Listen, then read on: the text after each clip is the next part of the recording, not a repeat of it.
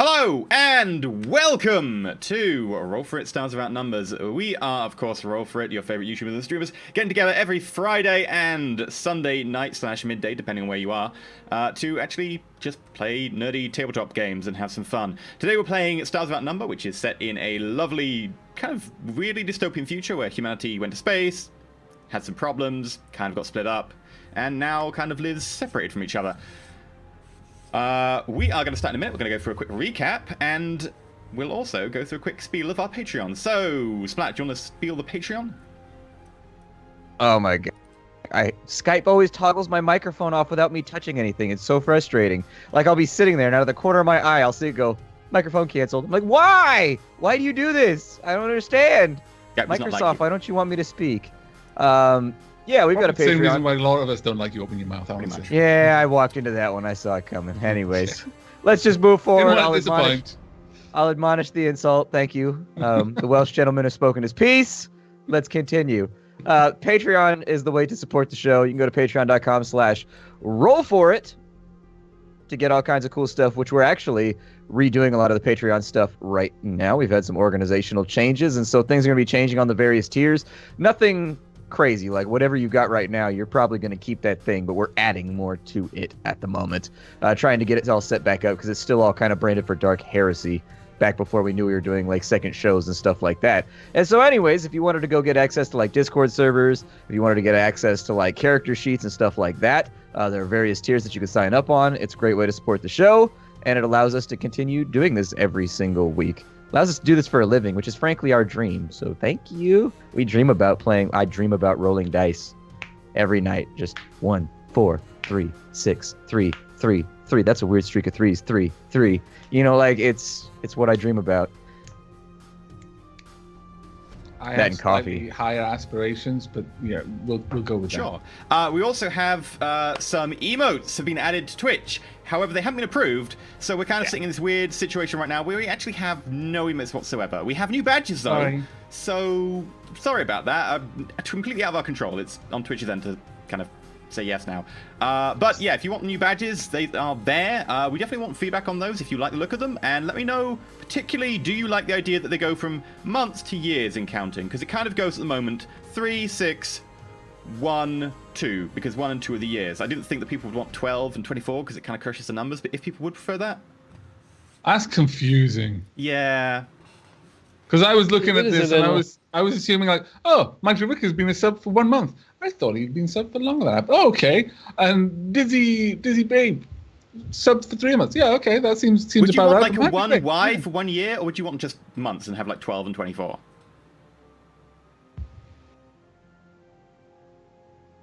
Two dice with a 1 and a 2?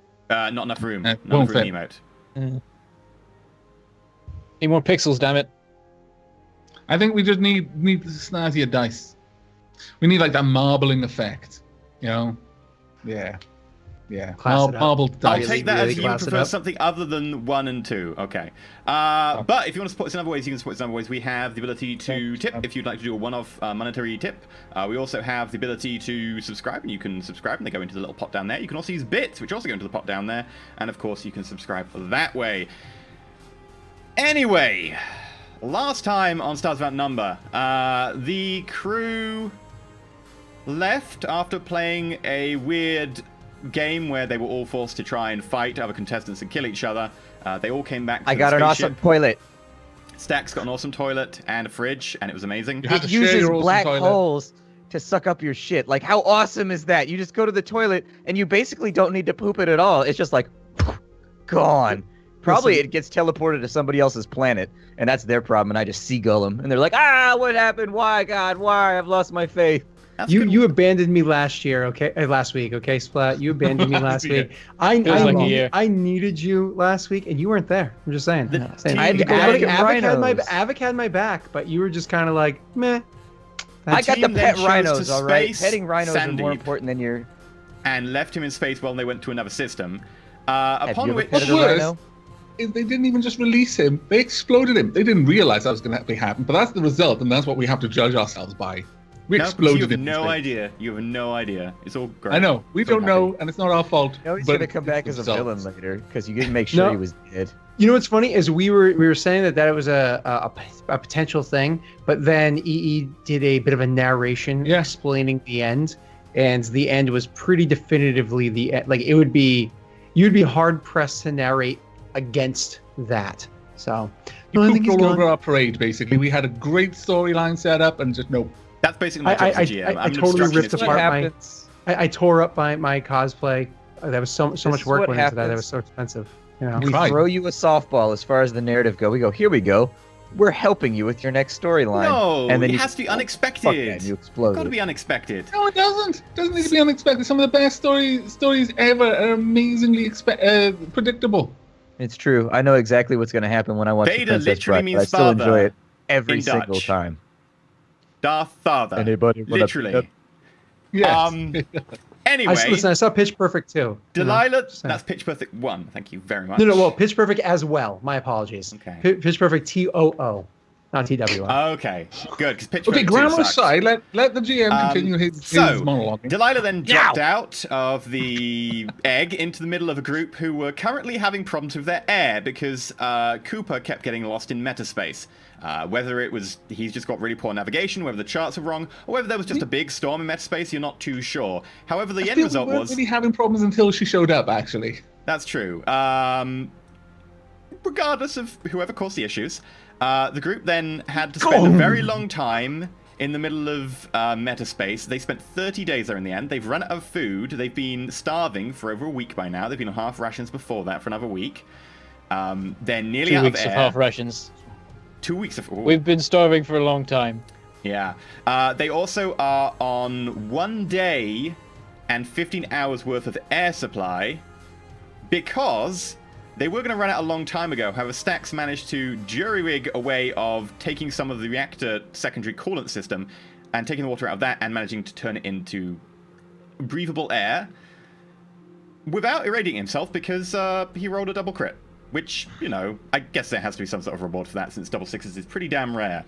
So, because of that, they actually managed to extend it. However, they've now made their way to the edge of the Thor system. It took them 30 days. Delilah is currently in a coma after having brain damage from being put into a coma poorly by someone with no medical experience. Stax and Ulysses and Cooper are all kind of...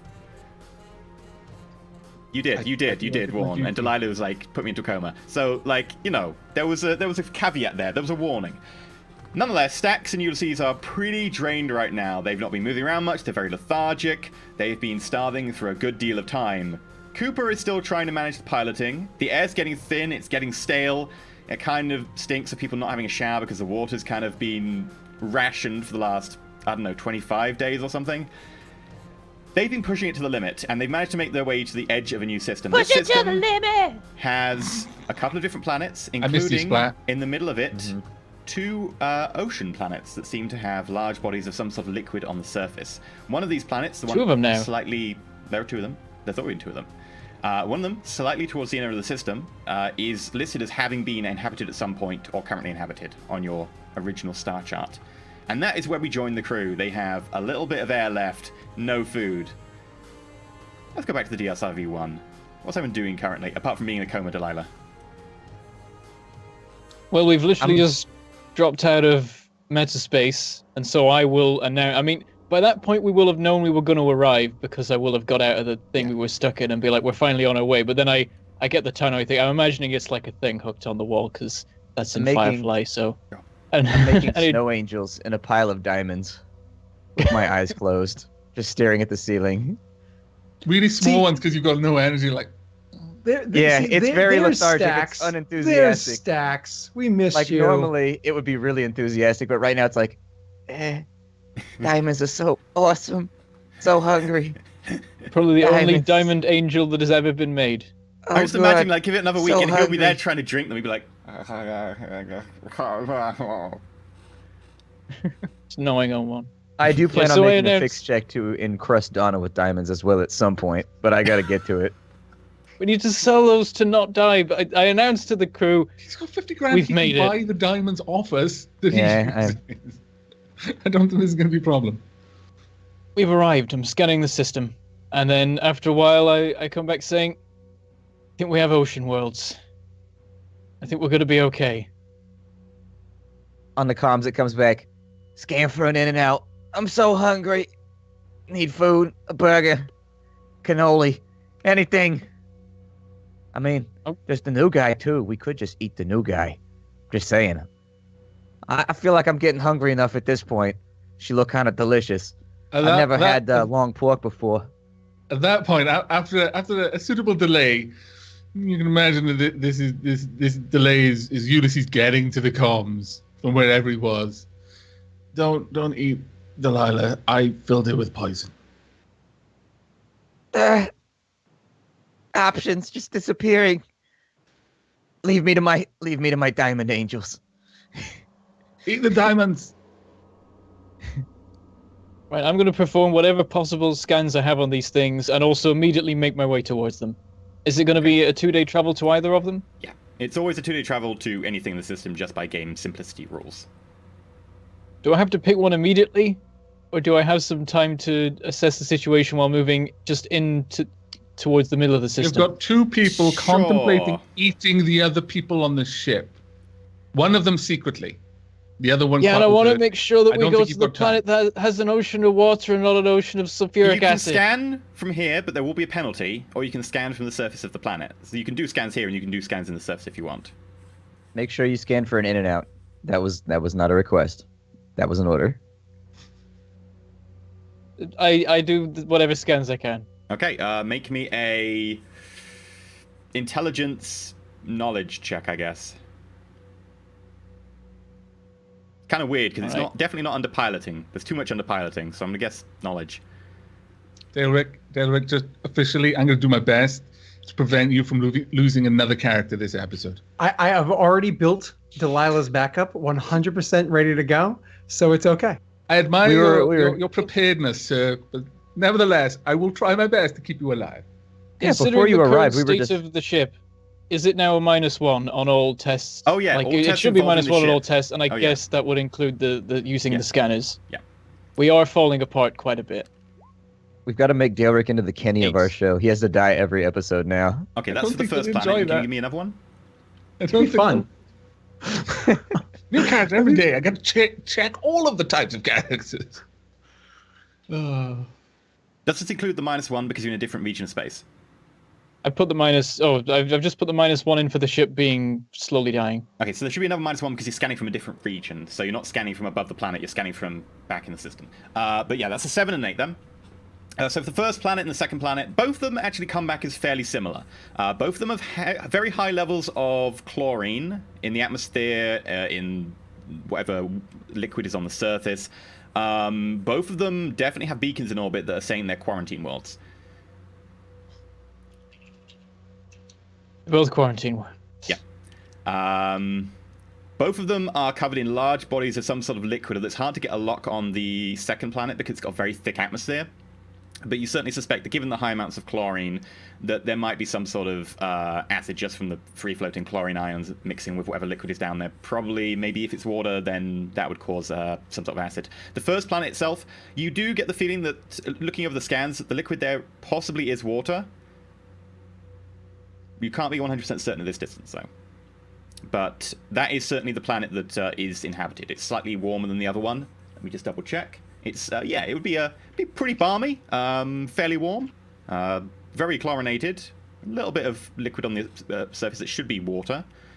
The second planet's hotter still, but kind of muggy because of the thick atmosphere. Both of them have quarantine beacons that you can inquire at for more information if you want. So those are all the differences. Take a moment out here. Say, God damn it, Cooper. You got a whole galaxy full of opportunities, and you take us to chlorine syphilis planet. Thanks, man. Thanks, man. So the only difference between the two is that one of them has it's indicated that it may have had life at some point, maybe possibly, or maybe now, and that there's a slightly higher chance of water. So I'll inquire about the quarantine things first. Okay. You basically ping the quarantine beacons and they send you back a full text list, which includes the warnings and some authentication seals. You're not too sure on the authentication seals, but they look genuine because they're very, very old. It does appear that they were part of a network of beacons that were set up. Not many of them are remaining. And the beacon itself gives you a full list. It says, by order of the Terran Mandate, this planet has been sealed off on the orders of and it's got a list of sector governors who you do not recognize because they are probably very long dead due to possible alien contamination on the world.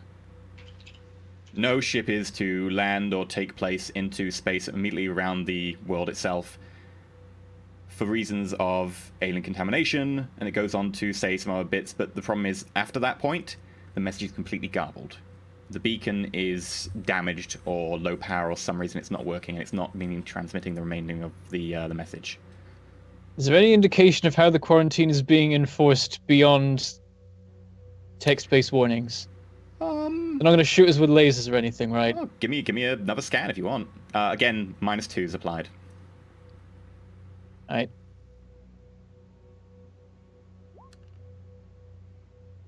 Seven. As far as you can tell, there doesn't seem to be any real ship debris immediately in the vicinity that seems to be, the last few centuries. From what you can tell, there is certainly bits of micro debris just floating around the system, very spread out. Judging by the amount they're spread out, probably not that recent. Certainly the second planet has a small debris field around it, but most of the debris there is very small. Looks like whatever large hulks were there have been pillaged or just completely obliterated. It looks like whatever battles have happened here happened a long time ago. Is the second planet the one that has the signs of life at some point? Oh, so one planet is listed that would be as Thor A2 and Thor A3. So one of the planets is listed as possibly being inhabited at one point, but the other one is the one that is more likely to have had ships in orbit in the past. I will probably still go with the first one because life is life. Okay. There must be something there. So I will make for that one, and then I guess I'll call a meeting once we're on course. You wake Delia up. Not yet. That will make our situation even worse. And it's already quite bad. See, okay. I hold a meeting, and when everyone is assembled in the mess, then I will say, okay, so is the situation... On my way into the meeting, the door slides open, but I'm so hungry that I'm just crawling on the floor with my face down. My face isn't even lifted. It's just dragging across the floor. Hungry. Koopa! Scans! Scan for the thing!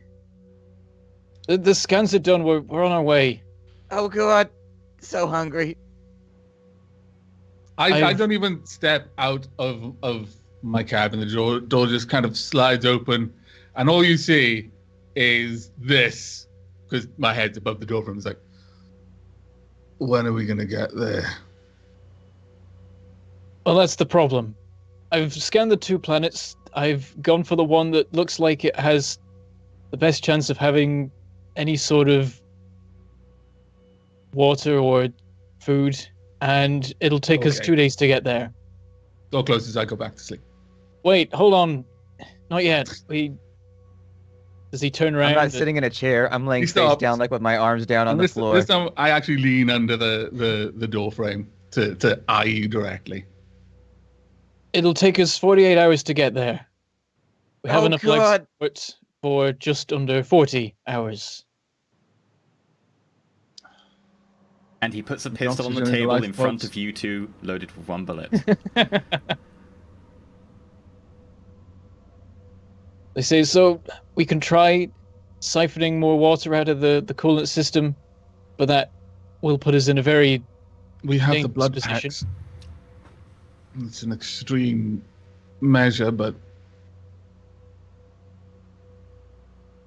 I could also have a look at the life pods and see if they've got any sort of oxygen storage. And at this point, I'll just stab a hole in the damn thing. I'll probably get Stax to stab a hole in the damn thing. I'll go look. I start crawling across the floor face down towards the life pods. I go and I get the blood packs, and for the next couple of minutes, you just hear clinking in the kitchen as I'm basically filling glasses with blood. Oh. I warm them up slightly. Oh, I gotta make them warm. That's even worse. Oh. Oh god. Stax, if you want to assess the life pods for any usable parts, you can do so. However, the roll is at a -2 because you are starving, and another -1 because it involves the ship, and the ship is over its maintenance cycle. Oh god. The worst part about the negatives to the ship is that it makes jumps harder. And we're not getting our ship fixed here. Dax, Oh, you assess the life pods as best you can. please. You almost accidentally crossed 2 wires that would cause it to jettison the life pods, thinking there was an emergency, but at the last moment you're like, no, don't cross the red wire. And you step away carefully, not sure you trust your own brain right now. The starvation is getting to you, man. The starvation is getting to you. The ship is also falling apart. Bits of light bulbs around you just flicker, flicker, flicker, flicker. Other parts of, like, the LED lighting just stop working. Several parts, just the screws are missing and you haven't got replacements, and things just aren't swiveling right on hinges. Doors are not, like, closing properly. The thing needs an entire rundown at the moment, and it's not in a good way. And that's certainly not helping with Spinny your chairs head. started squeaking. Yeah. I'll stop spinning entirely. Oh, wow. Mm. Well, at least we've got a table to eat our not food on. We've at least got that. Leg breaks. It's not as bad as some RimWorlds yet. Okay? We haven't got the minus mood debuff because we couldn't eat at the table. And that's the main thing we got to take away from this. It's all okay until that. I will come and check up on how Stex is doing. I'm laying face down in the middle of the floor. When I hear you walk in, I say, we're all gonna die. We're all dead. Dead, dead, dead. You hear, We are fucked. I come along holding a little glass of lukewarm blood, whilst I'm just sucking the blood out of one of the other blood packs. And I put it down next to Stax. Oh, Jesus, he's sucking blood like a Capri Sun. Yeah, like, Ulysses walks in. It's a Stella he's got Cooler. blood all down there. Wouldn't Legit, be the though, first time Pacific that Cooler Ulysses is the had best survived flavor. by draining the blood out of an animal.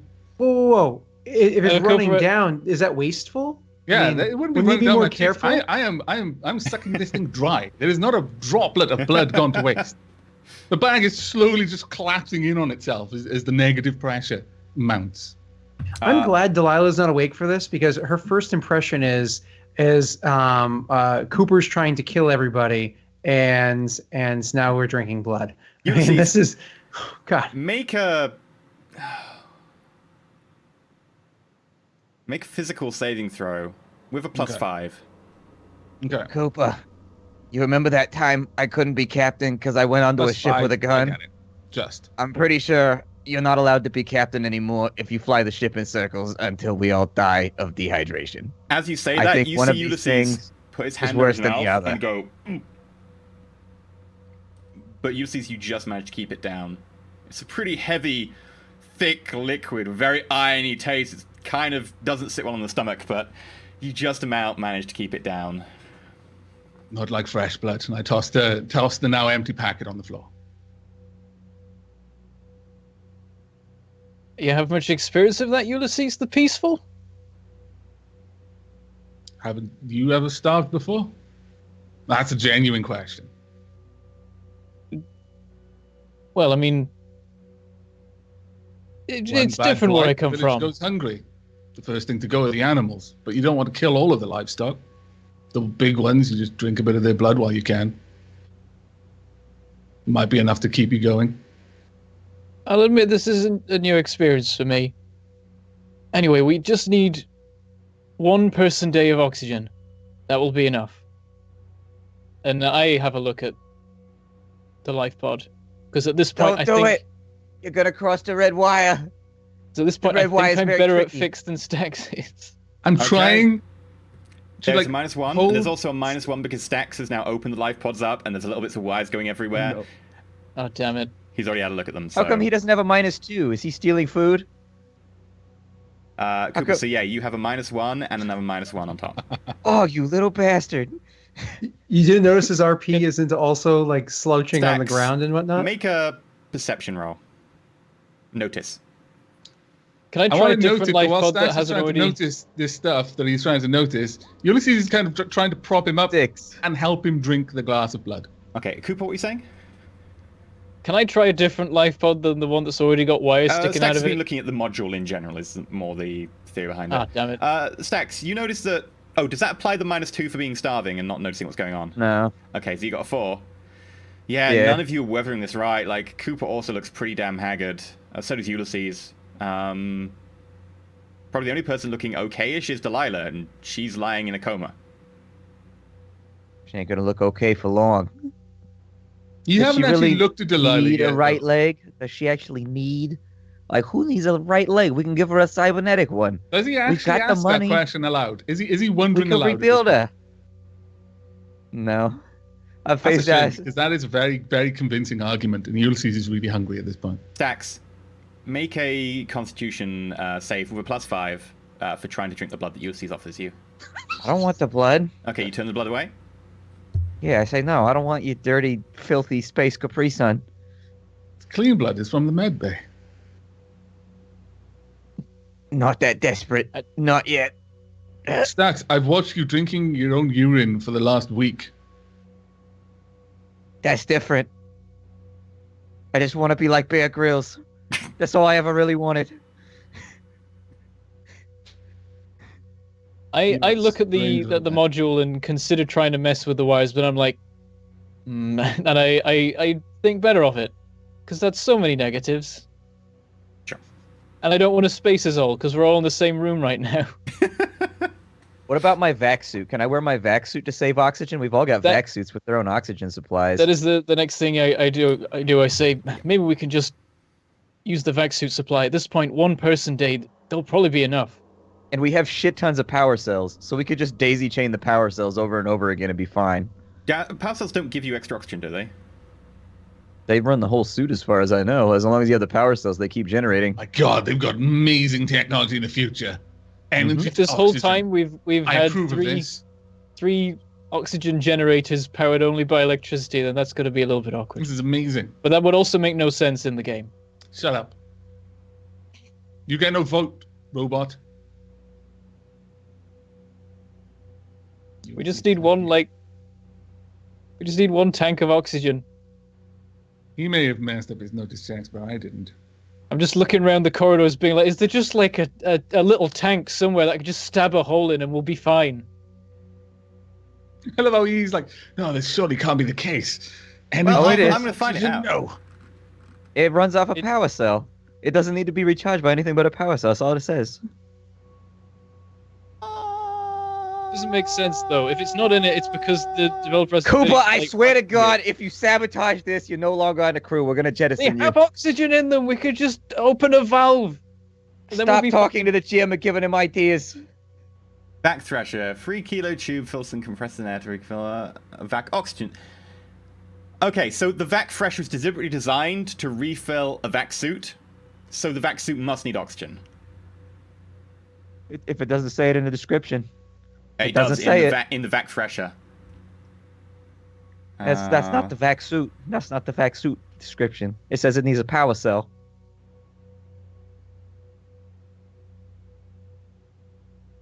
But the vac suit also doesn't say it's oxygen, so.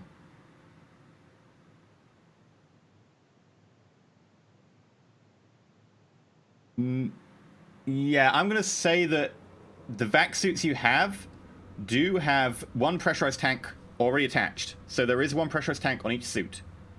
But that is the only tank there is. You don't have vac Thresher, do you? You'd even need oxygen to replace them, so that doesn't matter. But all suits you do have one tank attached, so you could use those. How much is in a tank? How long do they last? Weighs one. I know, you tell us. A vac suit oxygen tank. It says in the description of the vac suit. Splat trying to get me wrong. It literally says an oxygen tank. And functions for 6 hours. It still says it runs off a power cell. Just because it has an oxygen tank doesn't mean the whole thing doesn't run off a oxygen tank weighs 1 encumbrance, including the weight of the suit, and functions for 6 hours. It literally says there is a 6-hour limit on the oxygen cylinder. So you have 6 hours for one person in one suit. How many do we have? Because I have a personal one. I have one. I have one. Do I have any more? Does the ship have any in it? Technically, you need 9 more hours. Each person having one would be 6 hours off that. And then that's 3 hours left. And you've got a spare one, you said. You could just about make it. Yeah, I think so. With 4 to be definite, but I think 3 is enough. Wait.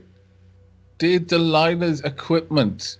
Did she have a vaccine? Oh my god, she's so useless. God, useless fucking new characters. Well, no, that's already factored in the time that Delilah would need because she's on less oxygen. That literally gets you to the planet, exactly to the planet. You would be suffocating as you enter the atmosphere. This is going to be interesting. We better hope that the atmosphere has oxygen in it. At this point, Ulysses just sits down in the middle of the corridor and just goes to sleep, resting against the wall. Probably for the best. So yeah, we open the vac suits and use that remaining oxygen to give us just enough to reach the planet. Okay, so Cooper, are you using some of the oxygen? If I am, then we're dead. At the moment, I'm not. Okay, cool. So you get Ulysses and Stax to put on their suits. Yeah, I guess we can do it that way. Well, that means that they've got oxygen rather than spreading the oxygen through the entire ship. Yeah, because that would be really inefficient. There's another thing. Can I stretch the supply we have any more by shifting it around in the ship and like? Not very much. The ship isn't that smart to be designed like that. By depressurizing sections, you would be losing the oxygen in those sections. It's not really designed to save oxygen. It's designed to vent, say, in the case of a fire. I will stick with that then. So the 2 days pass. Okay. Do you really want to get to the atmosphere and be suffocating by the time you get there? A Ulysses tactic with drinking some blood might have bought you like 5 minutes extra because it was only one person doing it. But, you know, you're kind of... Can I do any more scans as I get closer that would give me more information before we arrived? No, you have to arrive. You've already done your scan. Just understand that if you kill us all, it's all on you. Stax, are you drinking more blood? Any blood, sorry. No, okay. I'm not drinking blood. Is there anything more we could do? Apart from take water out of the reactor?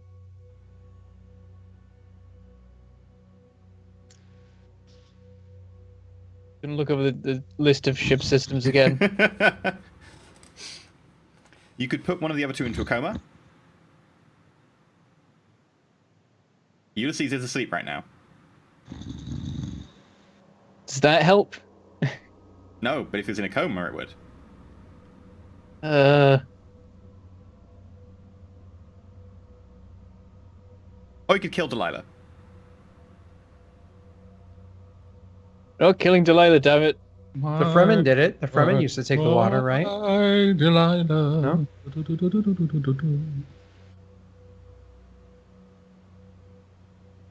I've got nothing apart from the reactor option. Okay. I'll propose it to the others. I'll say at the moment we're gonna have to hold our breaths on entering the atmosphere. If the atmosphere itself isn't oxygen, we probably won't even have enough time to find like some water to electrolyze into oxygen so we don't die. We could get some more from the reactor, but it would put us in a very dangerous position if we did. So at that point, oxygen would no longer be a major issue because we'll get... Can we get less than 12 days? No, we can't get less than 12 days because it's a -1 modifier per time we do it, so that would be cheating. If we do that, we'll be drowning in air. You'll also open up the reactor to the radioactive coolant, you know. There's that too, yeah. This all seems like a really good argument to get a vac fresher. None of this would be an issue if we had a vac fresher. The vac fresher actually just takes oxygen and pumps it into the thing, I think. Nope, converts CO2 into oxygen. Mm-hmm. Like vac skin. Nice. Yep. We should have asked for a vac skin instead of your bloody fancy toilet. Does anybody have a pressure tent? Yes. It comes with an oxygen supply. I do. Let's get in a tent. Let's see. How much? Breathable air for the occupants for up to 24 hours. Let's get in the pressure tent. We're going camping. Does that hold like a bunch of people too?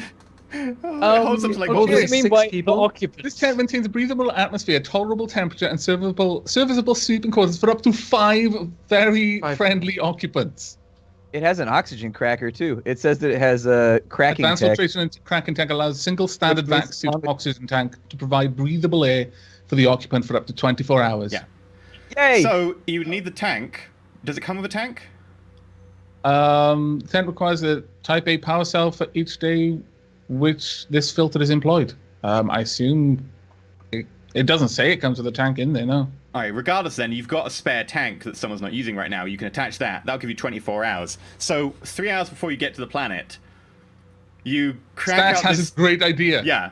Suddenly, wait, we have a pressure tent. Poop! Just filling the galley. If this is spotted sooner than that, then I will advise people to use the tent first, so that if we really need to do an EVA to get some, like, water or air or whatever, then we still have some vac suit left. Okay, I think the best way to do this is Stack should roll, and E should arbitrarily decide if it's evens or odds, and based on that, he either notices before we run out of vac suit air or during. Roll me Stacks, roll me a d10. There's a -3 on this. If the number is negative or 0, you realize it literally at the moment. If it's more than that, that's the number of hours you know beforehand. 1 hour. 1 hour. So you have 1 hour split between your vac suits, etc. So you've got 30 minutes of air in the 2 tanks left. So you've got 2 tanks of 30 minutes of air. You crack at the last tank, you plug it in, you inflate the hab, you put it... Do you cut, like, Delilah in as well, so she's in there for the air as well? No, but I do take time to make a little cardboard sign that says "No Koopas allowed," and we hang it on the front of the tent. Well, given that it's the Ulysses tent, first thing we're gonna have to move the table, which is hard because you're weak. We do, and we set this tent. Well, boom! There's now the entire mess hole. Not the entire mess hole. It's a very, very small tent because 5 people is Sardini in there. I don't know how much camping you've done, but even very close friends, 5 of them, it's a reasonably small I guess it takes a kind of a large part of the mess hole. Maybe not all of it. You can still move around it, but it's a large part of the mess hole. At that point, I go and I find Cooper. Do you need to be at the controls for the ship to land? Definitely. It might not be the most gentle of experiences. The ship is not in a good state.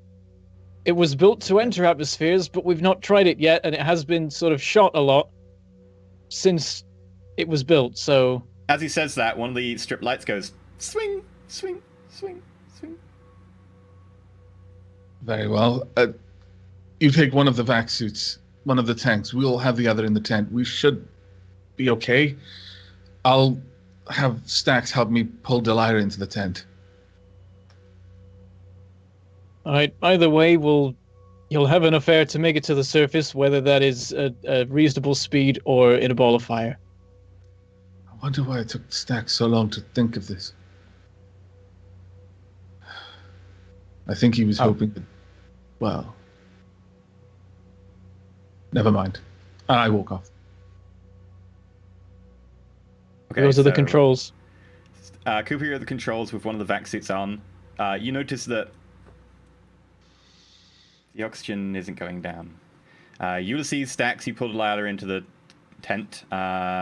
With that, Cooper, you move into orbit. You notice below you a kind of vaguely yellowish orb with a fluffy yellow clouds, kind of pale yellow, kind of that horrible kind of mustardy kind of color.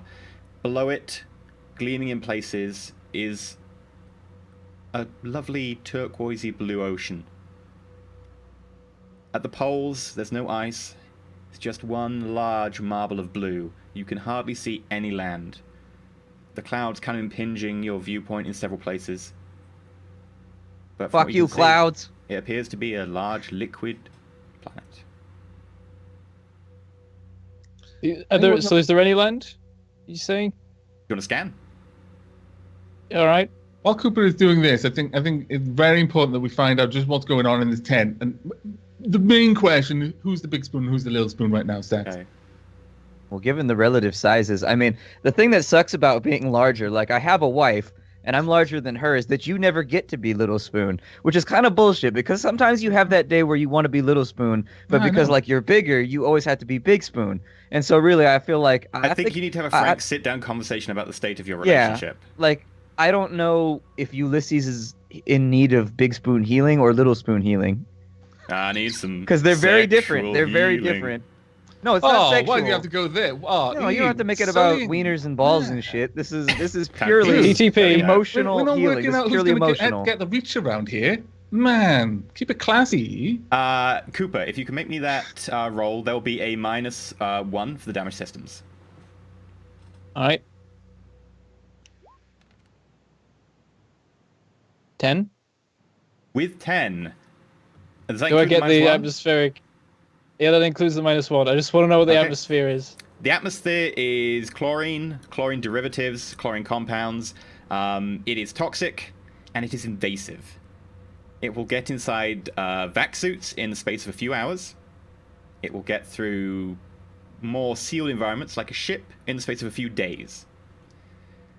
The liquid on the surface is actually water, although a little bit acidic because of the chlorine mixed in. It is actually water and can be cracked to make oxygen with, large amounts of power.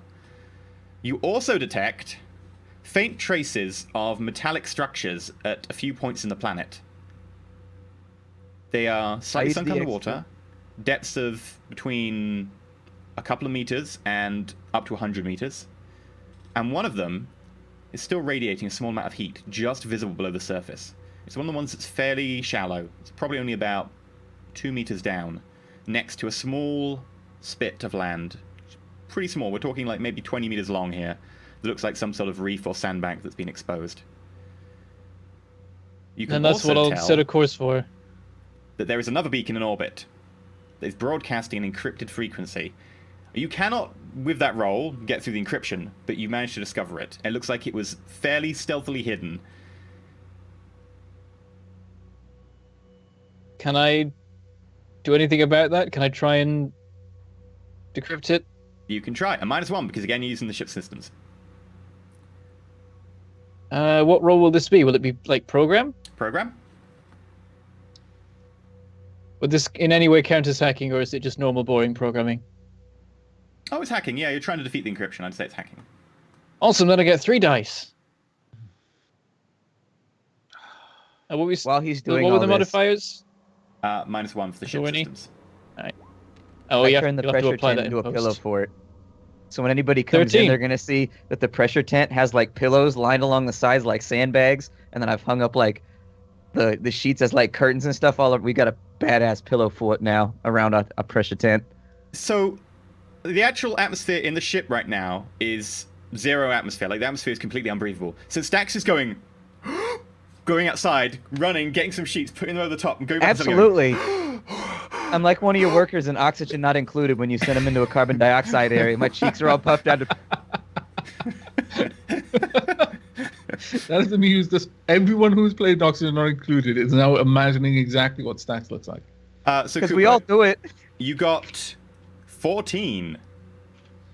13 if you count the -1. Okay, that's still incredibly good. It doesn't matter because it's a crit. Yeah. You double crit. Yeah, you did need a pretty high roll. A double crit will certainly do it. You slowly hack through it, and it looks like this beacon again has been in orbit for a very long time, although it is doing better, and it's still vaguely serviced. You do notice that it has patchwork to the code that's been updated to more recent encryption protocols, although you haven't really encountered many encryption protocols over this side of the galaxy, but they definitely look like more modern stuff. Definitely sort of similar to the codes you've seen in nearby systems. And the text of the beacon says, "Welcome to the Thor Psionic Academy. All applicants, please make yourself available on the ground to a member of our staff, and we will take you in for processing should you be deemed eligible. The Psionic Academy will require your indentured servitude for a minimum of at least 3 years while we take you in and train you. Please bear in mind that you will be required to perform in the tribe's military during that period. You may pick any one of the many tribes around the globe, but once you pick your tribe, you are stuck in that tribe." It's like a survival planet. It then picks you 5 different locations on the planet itself, all of which match up to those small metallic structures under the water. One of them is the one that is still radiating heat. I swear, if we're playing a gamified version of a Divergent right now. Cooper, scan the settlements. Find out which one is all women. Take me there. Death Well, by when snow. After revealing this stuff, I'm like, I don't think anyone's alive down there. I mean, I can check. Can I get an idea of how old the message is, the message the itself? probe that's sending the signal? It's dated about 400 years ago. For the original code, the updates and stuff and the recent changes were 30 years ago. Oh. Huh. So yeah, in response to what he says, I'm like, yeah, I don't think there's anyone alive down there. From what I can see here, this is like pre-Scream sort of stuff. I think it's pre-Scream if it's 400 years. I think it's 700 years, 700 years. I'm actually genuinely not. Yeah, not sure. I'm so sorry, Dale Rick. You're like, yeah, this game's so great today. It's entertainment to listen to. I slapped you, Lucy. I said, we made it, buddy. It only took us several months of flying through space. We found Women Planet. This is gonna be awesome. He's just saying this while I'm continuing to say, yeah, I don't think there's anyone alive. Shut up, down Cooper! there. Don't stop my dreams. It's been hundreds of years since. I actually just turn off the intercom because I can see the Cooper's voice. Wait, hold on a minute before you turn it off. No. 400 years of female loneliness. This is gonna be fucking rad. As far as Ulysses is concerned, Stax needs this, and so Cooper's reality check is unwanted. It turns off the comms, and just rest it while Stax just basically vocalizes his fantasies. It's like, okay. Ulysses is pushed to the limits, huh? Wow. Do I see that the comms have been switched off? Yeah, you would. So I just say to myself, I don't know if we want to meet people down there. Let's give it a shot. Only Cooper would try to avoid a planet full of man-starved women. Only Cooper. Fucking Cooper. Let's hope it's man-starved in the metaphorical. Well, technically literal, but not the really, really literal sense, because that could turn. I mean, I guess. I mean, Ulysses is very literal, so Ulysses assumes Stax wants to be eaten now. Yeah. I set a course for the land next to the one that has a heat signature. Okay. Women do run warmer than men. This Make might me work a out. pilot check at -1. You'll have to apply it in post because I'm using the macro. Stax got such a. But apparently, I got the exact same rolls, so that's weird. I'm not sure if I believe it any. I'm gonna roll it again. I don't know. Okay, with another crit, Cooper. Despite the ship is falling apart and bits of it are falling off, you perfectly swan dive the thing in, just trying to get down to the surface as quickly as possible. I've Pull up been at the last practicing moment. for this for like a month. I've been waiting to arrive at a planet for a month, and long before then, I was looking forward to showing off how good I am at atmospheric re-entries, and it's just not happened. You dive bomb the planet. You go straight down. At the last minute, you flip it round, put the engines on full, dial up the grav, and the water billows out around you in a small crater, revealing what appears to be some sort of bronzy-coloured structure covered in what appears to be some sort of mud that is slowly getting slicked back as it scotches away from the blast of your wake. And you dial down the engines and... As we come through the clouds as well and I see the ocean, I'm like, water, stuff of life. I'm gonna be okay. Did you say it in like a David Attenborough voice? Water. No. Stuff of life. Here we have... No, I see it in a Cooper voice. It's in the Cooper's named after. Because this is literally, at this point, a scene from the movie. Okay. Except in the movie, he didn't say it, someone else did, but I shush. You land Something on the planet. I just want to say, if we're on Women Planet, we also have a ship full of diamonds. We are in a really good bargaining position right now. That's all that I'm going to say. We're in a ship full of diamonds on Woman Planet. You land on the planet. The pressure tent has oxygen. Both of your vac suits have 30 minutes of oxygen. What do you want to do? Okay, we're here, and we need to get moving. We need to grab water as fast as we can, get it inside the ship, get more oxygen. Anybody got a bucket? A receptacle of any kind?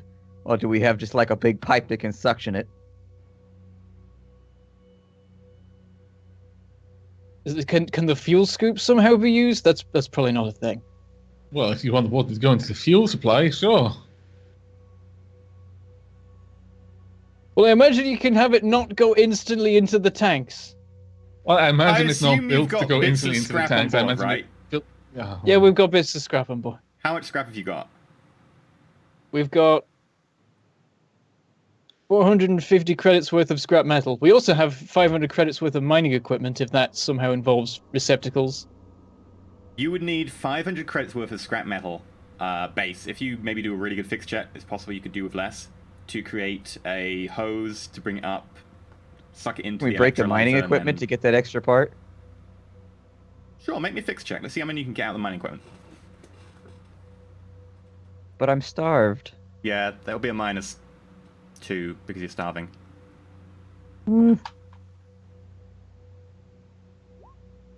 Oh no. Oh no. Is this how we die? I feel like this Should have will had kill the us blood. somehow. Calling it now, should have had the blood. It would have staved off the hunger pans just a little Fucking bit. Koopa sucked all the luck out of the room, you bastard. Not only I'm was it a feeling like. critical Luck out of the fail of room. double ones, but you had the ability to roll extra dice, and that also got a 1 for those watching. And there's a -2. 3 ones. Oh crap. This is Koopa's fault. He sucked all the luck out of the room. I feel compelled to just let you know that you had a 0.46% chance of doing that. A 0.46, not even a 1. Less But than you a added 1% my chance. rolls on top of Yeah, that. well. I'll let you know that last night I played XCOM, and during the base defense, I missed 9 shots that were above 90% accuracy. So, this is how my luck has been going lately. This is how my luck has been going. Oh, we should put you in luck quarantine. Okay, so Stax, to do this, you would have to be wearing a vac suit. Yeah. Because, you're out for a long period of time in the air of the...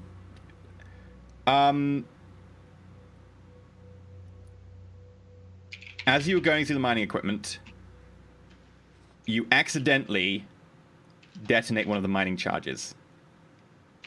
There wasn't much of it. Gonna roll some dice. On the plus side, it'll blow up the mining equipment so you still get your scrap. It's not really how you're meant to get scrap. Scrap's meant to be like, oh look, I got this perfectly working circuit board. I guess that'll come in useful. Not, oh look, bits. You left Delilah on the ship, right? Right. Yeah. Like, she's Take not- 15 points. Well, this worth of is on the damage. ship. Are you still alive? No, can I use my warrior ability on it? It's not an attack. Yeah, I'm dead. You're not dead. You're bleeding out, technically. Ulysses, Cooper, you're busy, checking the scanners, dialing in things. Ulysses, you're sitting there next to Delilah, wondering if it's time to wake her up, wondering how long Stax is going to be, and you hear a... Cooper, you hear the sound of... rushing air. What the hell was that? And I get up and make for... Super, what just happened? I don't know. And I go on the comms. Stax, what was that? And just start making my way for... I guess he's in like the hangar or the cargo bay or whatever. He'd be in the workshop. Oh, right. Well, I make for there then. Okay. I'm Ulysses. a bit slower, but I make sure that Delilah is more or less safe in the tent, and I get my back suit back on and head out. That's true. In an oxygen-deprived environment, would explosives actually be able to light off? They need oxygen to consume to explode. No. Explosives have an oxidizer inbuilt. That's how they explode so quickly. Otherwise, they don't have enough oxygen generally. That's why you had an explosives. oxidizer. Yeah. If this was just a fire, then it would be very different. But if this is designed to explode, then yeah. Yeah, it's why you have a lot of explosives have a sort of a nitrate function to them, because the nitrate is an oxidizer because it's nitrate, trait having the oxygen in it. Correct me if I'm wrong, but if a fire's teacher. hot enough, can't it turn CO2 into oxygen, allowing it to fuel itself? I mean, isn't that one of the issues? That's why you don't use CO2 fire extinguishers on the grease fires and stuff like that. Like, if a fire's hot enough, it'll actually convert. Like, you have to, yeah. Something Just saying, like we can that. make oxygen with this fire. Just saying, destroy the ship, make some O2. Just saying. Ulysses, yeah, you see Cooper running. You haven't had a... Cooper, you were wearing a vac suit at the time, weren't you? Yep. So you actually had the other cylinder. So Stax had one cylinder, Cooper had the other cylinder. Ulysses, you can put the vac suit on. Oh, right. The only air you would have would be the air inside the vac suit. which is like, what was it? 30 minutes? No, I haven't got a cylinder. No, that's right. Well, I can't then. I just basically, I get the vac suit on ready, but the visor isn't down, and I'm just communicating with Cooper. What's happening? I can't come out. Stax took the tank. I don't know. There was an explosion in the workshop, and I'm not getting anything from Stax, and I just carry on in that direction. Ulysses, you see a figure run past the edge of the pressurized tent. You can just see vaguely the form of a black outline. Okay. Tell me what you see as soon as you see something. Keep trying to call to Stax. Cooper, you get I carry to on the door to the workshop. shouting in the comms to him. It's kind of half blown off. Give me an exert check to try and open the door, because you're going to have to manually pry it open. I guess this is strength, and are there any modifiers to it? Strength exert, no. You're not starving. 7. You just tink! The door comes open, smashing onto the ground. You notice it's been bent, and the hinges, not the hinges, sorry, the sort of, what they call the rails themselves that is used to pull open and closed on, they're horribly mangled.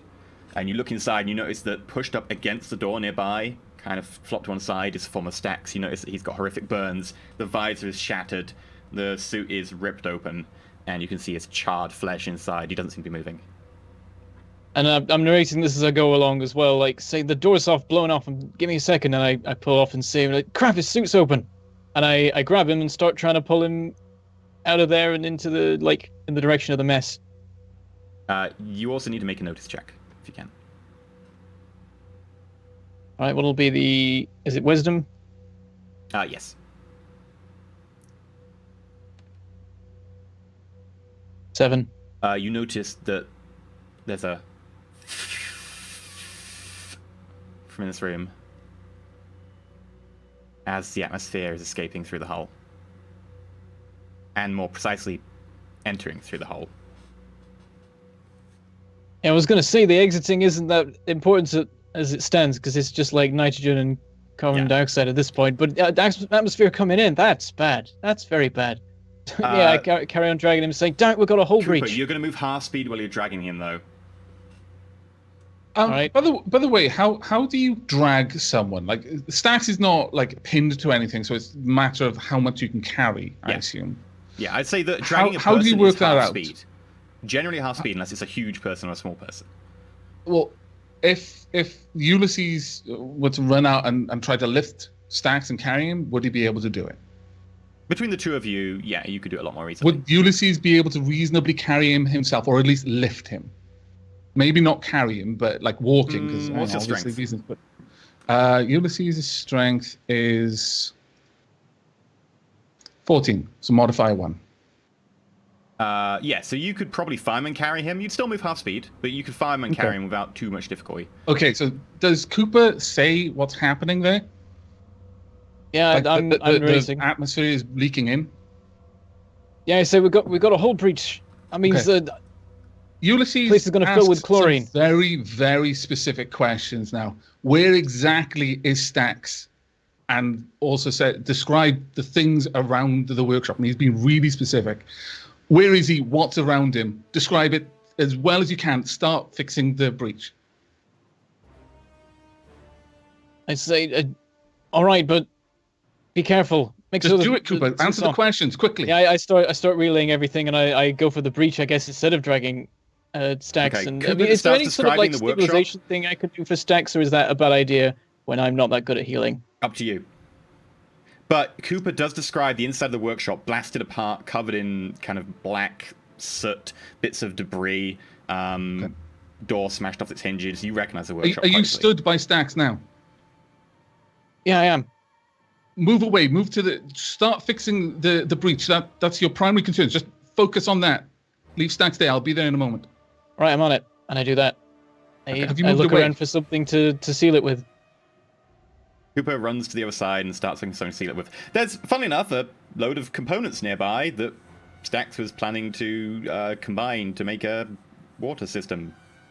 Okay. And what does the breach look like? What do I see? It's a small crack in While the he's hull. looking at the breach, I teleport to where he just described he was stood and where Stax is. I immediately try to pick him up and teleport back to the tent. Do I even see this? Am I You looking might at hear the sound of him where he being was, and picked I can up. teleport across 100 meters instantaneously. I'm there and gone. As long as you're looking at this and trying to describe it. Cooper, you're wearing a vac suit, so make a notice check, but there will be a -2 because you've got a vac suit on. This is to determine if you can hear the sound of stacks being picked up behind you, so it's a fairly high threshold because it's a person being picked up who's dead. They're not groaning or anything. They're dead. They're bleeding out dead. You did not hear. You're like, there's a crack and Coop. And you just noticed that Stacks is gone. I'm just like, it shouldn't be too bad. It's just the longer this is, and then I turn around to like grab something. I'm just like, what? And I'm like, there's more important things to deal with right now, and I just carry on dealing with the breach. The moment Stacks is back in the tent, I lay him down and I use biopsionics to try and stabilize him. It's automatic with my level. We're kind of on that region of I've been counting, That's and fine. we're on the boundary. So I'm going to say that because we're on the boundary, it's been... The thing is, you can do that in 4 turns, right, before he bleeds out. The 4 turns is 24 seconds. It's probably been a little bit more because Cooper had to run through. But it's also that region of, it's kind of... I will get you to make me a roll. If you can make me a biosonics roll. So this is your biosonics level, which is 1, right? So that's a +1 on the roll. And your constitution. So that's a +1 as well. So what am I? How many dice am I rolling? So it would be your normal skill check, 2d6 plus 2. -2 because you're starving. 2d6 plus 2. This is to see if he's like dead, I imagine. This is more to than try my skill because he is so good at this. It takes him no effort. This is the only reason I would let you check this because he should be kind of dead by now. So just 2d6. 2d6, yeah, because it's +2 -2. So I'm gonna try my best. 4. I was looking for a 4 because I only wanted to really fail it on a very low. So with Thank that, goodness. you do bring Stacks back. But it's actually only because you could also, with the same thing, cure toxins. Because he'd been exposed to toxic atmosphere. My organic purification. Which is why I was like on the edge about it. Because there's a combination of... But with that, Stacks... You heal 2 points of health as well. I go, ow! Right when I wake up. Don't talk. Rest. You know how hard it is I'm for me. just like trying to look for any obvious bleeding points, but at this point they would fall closed, so I'm just more pawing around his exposed chest, where I assume didn't his like vac suit just basically explode open? Yeah, or his something? vac suit's been ripped open down the front and melted into his flesh in several places. The tank behind him is punctured. This vac suit is a write-off. This vac suit is write it off your inventory. I'm trying to extricate him from the vac suit in the best way possible, but I'm not doing anything that might, if things are like kind of like fused, that's going to need some surgery of some sort. Not touching it, but when I can just take stuff off him, I'm just trying to get him out without him hurting. Ulysses, by the way, you notice that the tent around you kind of ripples in a slight wind. Cooper, you need to fix that hole now. That I don't know how long this tent can stand up to this atmosphere you've described. By the way, you need to take a point of system strain, Stacks. What's that? A point of system strain. Because I used healing on you. Yeah. Okay. You've got like 13 or something ridiculous. It only really matters when you start getting cyberized, and then you can have your system strain limit reduced. Oh yeah, there is system strain on there on the sheet. Okay. Yeah, I've got like 15. Yeah. Is that a permanent reduction when you do that healing? No. It's until you rest. And then it goes. There are things that because I got one as Delilah, so yeah, there are things that can cause permanent system strain, but none of my healing do that. All right, cool. Like exposure to radiation, etc. might do that. Yeah, if it's going to be a permanent thing, I'll let you know. But this one's just until you get a good rest. It'll go down by 1 point per day, basically. Cooper, make me a quick fix check. This is kind of a spot repair rather than taking an hour to repair. So if you could do it with a -2, because it's a spot repair rather than taking your time. Fixes intelligence, right? Yeah. You say -2? Yeah. Those of you wondering at home, by the way, system strain is kind of a measure of how much your system could tolerate before it kind of gives up. So there's a limit to how much you can cyberize or how much magic you can take on you. It's just essence from Shadowrun, essentially. Sort but of. you can lose it temporarily and get it back. Cooper, this breach looks like it's going to take a little bit more work, because as you try and fix it and you check the air, you still notice that the air's mixing more and more. In fact, the entire of the ship, because you didn't close any bulkheads, you didn't leave stacks in there, you didn't lock it down, you ran through and didn't close them, just sprinting it for stacks. Most of the ship is starting to contain that air. Can I remotely close any bulkheads, or is that like a bridge-only thing? You would probably need to be the bridge or engineering, because you don't want people on your ship being able to control the bulkheads from anywhere. You can close individual ones, but not all of them. Well, I'll relay that then. It's like, damn it, we need to close the bulkheads, but I can't while I'm in here, and I've still not got this thing fixed. Can you describe what the controls look like to me? Can I describe? I guess, like, is there like an FTL style lockdown all doors button? No, but there's a quite easy like overlay that you can bring up in the captain's cabin. Well, not captain's cabin. Sorry, there's got to be like an airlock on every room, because that's how spaceships work. You can seal down each compartment just in case. Yeah. If you can seal the workshop, then seal it from where you are. The door is broken. The door's blown off. Oh. What are our options, Cooper? I'm just trying to make sure that Stacks doesn't die. Stacks, how are you feeling? You can just nod, shake your head. Where hurts? And I'm just basically moving my hands across the torso, just applying a bit of pressure around his ribs to see if like he's broken any, things like that. Ow! So you can. When he says ow, I use biopsionics again. Burning. So are you able to seal the door that you're at? Another 6 if it's HP. like... Yay! Good roll. Sorry, Cooper? Are you able to seal a door that you're at? This is a button for that. I would imagine so. Yeah, if you're at a door, you can seal the door. Then I'll say, you can seal the mess hall door yourself. Once I got this fixed, I can... Well, by that point, it doesn't matter. At least the front of the ship will be okay if you do that. Wait, do you mean seal you in?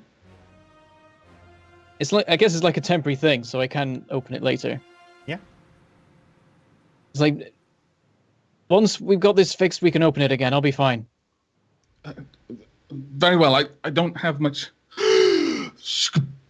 I leave. Actually, I pant a bit first, then I take a huge healthy breath. Then I leave. You. As you're running on the comms, I'm like, Ulysses, the pillow fort is Fort Kick-Ass intact. What is the integrity of the pillow fort? I don't reply because I'm holding my breath until I'm back in the tent. I say, the tent is okay for now. Are your eyes hurting? Can you not see? And I press his eyes. Ow! Fort Kick-Ass has been invaded. I use biopsionics again.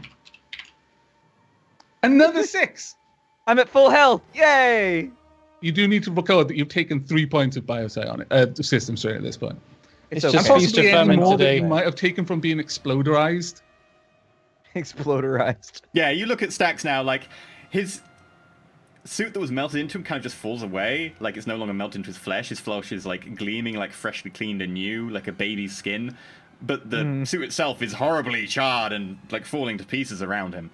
Basically, I look like a DBZ character after they take a big special blast, but they're all good. Like, all their shit's ripped off, but they're standing there looking all muscly and shit, just like, I see your attack has failed.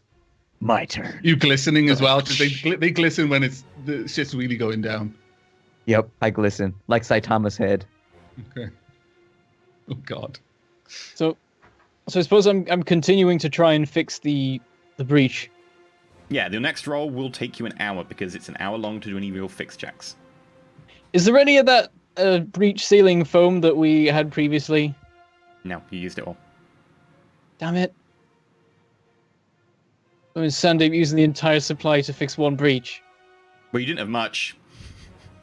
Well, I mean, the last time we let him try to fix something, he used a fucking fire extinguisher to try and plug a hole in the hull. So, you know, I'm just saying, the robot's judgment was not amazing when it came to fixing shit. When I realize it's not going to be a quick fix, I go to the door into the hangar and I close it. I don't exactly put it into like a long-term seal, because then I'm just stuck in here. Yeah, that's fine. I'll just make sure that all the doors off the corridor are shut so that it's contained in there for now. By the way, the workshop is damaged and offline until you repair it. Fair enough. And just for chat, just to explain why Ulysses just, I'm going to heal everything. He's actually built with the skills that allow him to do that. Normally, this would be something that would be consuming, like, under normal circumstances, he probably would have almost run out of all of his effort for, like, the whole day and wouldn't be able to do any more psionic stuff. But he's actually built for biopsionics, so it doesn't cost him any effort to do it unless he does something crazy, like make someone's arm grow back or something like that, which he can't do yet. But that would always be like, soon. You don't get that one for free. If he survives, that's a pretty tall order at this point, to be fair. So if he's going to die snuggled up to a glistening, slightly flush skinned stack. So, there could be worse ways. And a coma Delilah. That just makes it weird. Why have you got to bring that up? Well, you haven't. I'm just saying, Delilah's still there. You've got a day's worth of oxygen. You still haven't brought Delilah around. And the longer she remains in a coma, by the way, the more I will have to start making her make checks to survive, because comas are not actually that healthy. Cooper, what are you doing? Right, so once I've got the doors sealed, I'll go, okay, the doors are shut.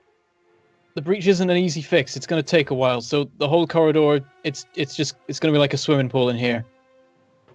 We won't be able to go in, but I can go out there and try and gather some water with what we've got, start electrolyzing some oxygen. It'll be something. And in the meantime, I'll prioritize fixing this. You've got enough air as it is, right? On the comms, I say, Cooper, distress signal. Summon the chlorine women. They will save us.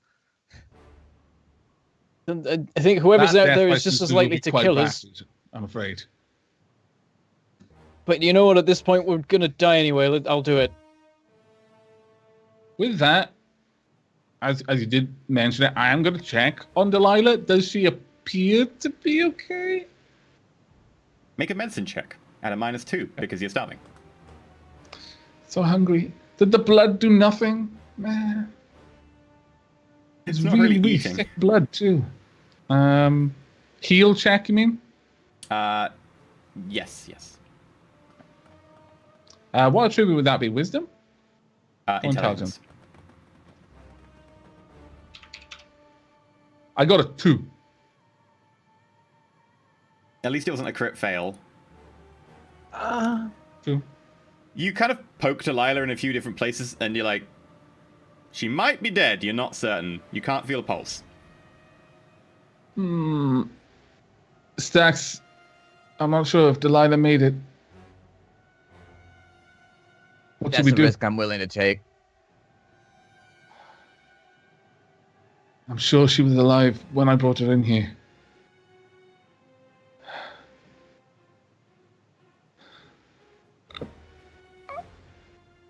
I look lost.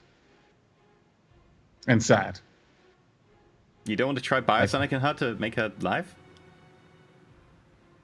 I'm not going to Stax at the moment. It's okay, buddy. She was only a marginal member of the cast anyways. I telepathy her. Is she having nice dreams? Her mind is a very special guest for flat. an episode.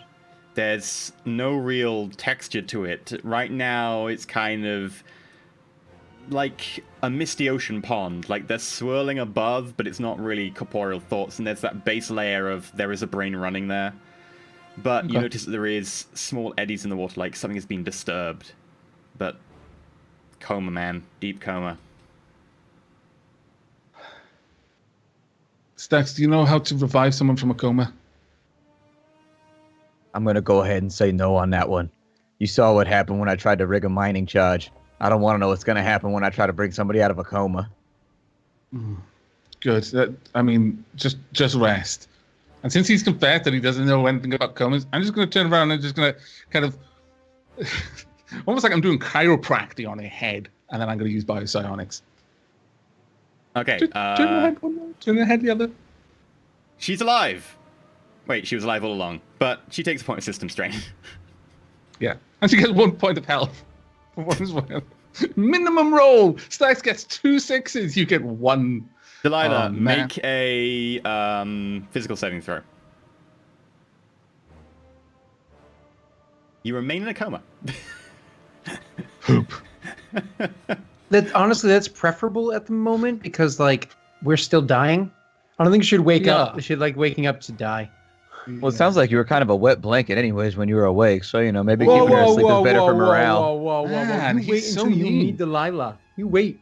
I'm just Cooper. saying, if you were there last week. What are you doing? What's she gonna do? Sleep at me?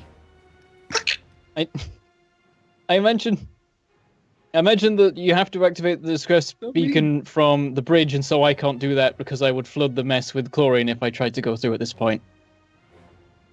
Yeah.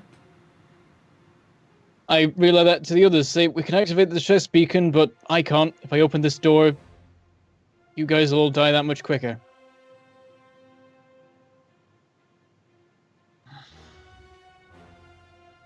I describe where the basic distress call buttons are and how to operate them. Very So well. try it if you like. In the meantime, I'm going to try and sort out this leak. I make a show of a and I go out again. I walk as far as the exit point of the corridor, and then I teleport to the bridge, and I start looking for what he just described. Okay, you'll need to make me a physical save, because you're going to be holding your breath for a very long time. This is going to be close. Really? How? Well, you've got to then go through the bridge. You're not familiar with the bridge. You've got to sort of go through menus and stuff. You're not familiar Oh, with yeah. you don't be Oh, piloting. sorry, I thought you meant just getting to the bridge. I was going to say, it's Okay. not really that far, but no, that makes perfect sense for me looking. But for it also stuff. takes you a while to actually get out of the hab, Fail. because the hab has a double airlock, because you've got to go in one, then open the other. So it I actually failed. takes you a while to 5 go on through 30. that. Oh, that's a pretty bad fail. Yeah, you breathe in some of the toxic gas after, like, you teleport, you're in the bridge. You start going through menus, and you're, like, starting to get a bit woozy, and you... There's no Inside oxygen my in here. suit. Oh, Inside your suit. I've got my suit In which down. case, you're fine, because your suit has some oxygen. I know exactly how much oxygen a coffin has, so if we scale it down for suit... I'm wearing my own That's coffin. That's a little so... concerning. Yeah, I was going to say. You pick up these... Man. You know, Oh, when you bury someone man. alive as often as I do, you pick these things up. Yeah, fun factoid, EE is Ted Cruz. Okay. So I'm looking around to try and find... Make me a notice check. -2 because you're starving, -1 because you're kind of running... No, -2 again because you're in a vac suit. So -4. Okay. Wow, yeah, that's a lot. What would this be? Wisdom? I would... Wisdom notice, yeah. Oh, man, this is going to be really bad.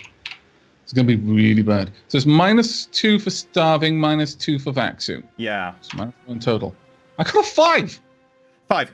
You're looking through. You're not used to, like, ship systems. You're not sure where it is. Wow. But Rolled really well. there's a dunk, dunk, dunk of something hitting the plexiglass at the front of the ship. Around the captain's chair. Or the pilot's chair. Okay, I move over to have a quick look out. Looking out and down, you see an old sort of like 18th century diver's gear, like a full-on bronze helmet. Full bell. Oh, Full wow, that's bell awesome. helmet. Sort of slight glass front with lines for bars over it.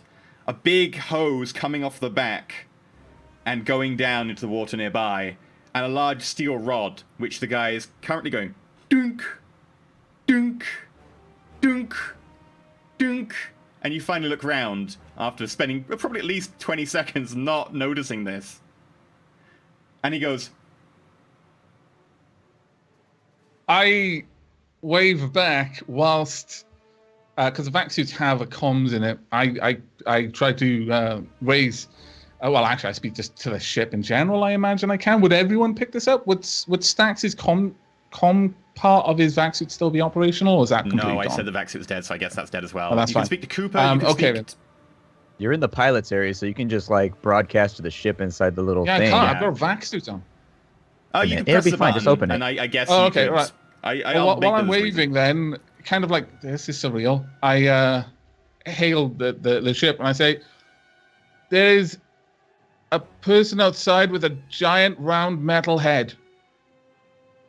They're waving to me. Ulysses, you're getting short on breath now. Well, the waving's a good sign. I'll see if I It's can true. It contact could be them. shooting. Hurry, I can't stay here anymore. And Go back. That last bit out, and then I turn. I move out of sight of the window, and I teleport to the just above the stairs leading down into the mess hall. Okay. I run down. And you just get inside and sort of do the zip behind you, allow it to start pressurizing. Okay. I'm afraid in my urgency to get back inside somewhere where I could breathe, I just basically collapse into the pillows inside the pillow fort. And there's now a collapsed wall of pillows. I'm sorry. No, Fort Kickasses! Western perimeter has been breached! Ulysses, because there was some toxic air in there that had been allowed in earlier, you do take care of... no, you're in your vac suit all along, so yeah, you're fine. Yes. I keep forgetting that, damn it. Cooper, what are you doing? I'm going to start testing frequencies and see if I can contact this guy. Okay. Takes you a couple of minutes. Nothing that you can determine, going through them quickly. I'll speak then to Ulysses and say, I'm trying to raise them on my suit comms, but I'm not getting anything. They were waving at us, tapping on the glass with what looked like a spear. They had a hose coming out of the back of their head. It may have been a suit, but it looked more like a statue. Perhaps a metal man? Like Sandeep, but a different shape? Not quite. It sounds like they've got some proper heavy-duty gear to deal with this place.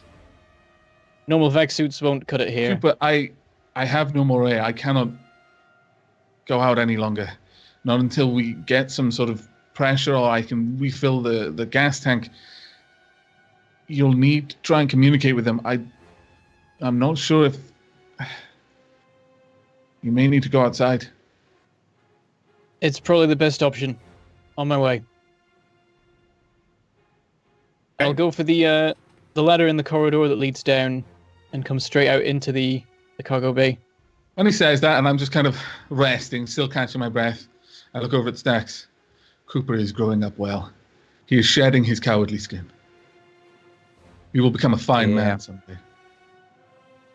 I kind of wish he had grown a pair before he flew us around the galaxy in circles for like 5 weeks straight. We all make mistakes. That Cooper is true. makes more than most people, but still, he's improving. I feel like I don't really have a really great glass house to fire from right now because, I just blew my face off inside the workshop. You make mistakes too. We made a mistake in allowing Sandeep to stay on the ship. We've all made mistakes. Okay, the door comes down and goes doosh. A little bit of water splashes up it.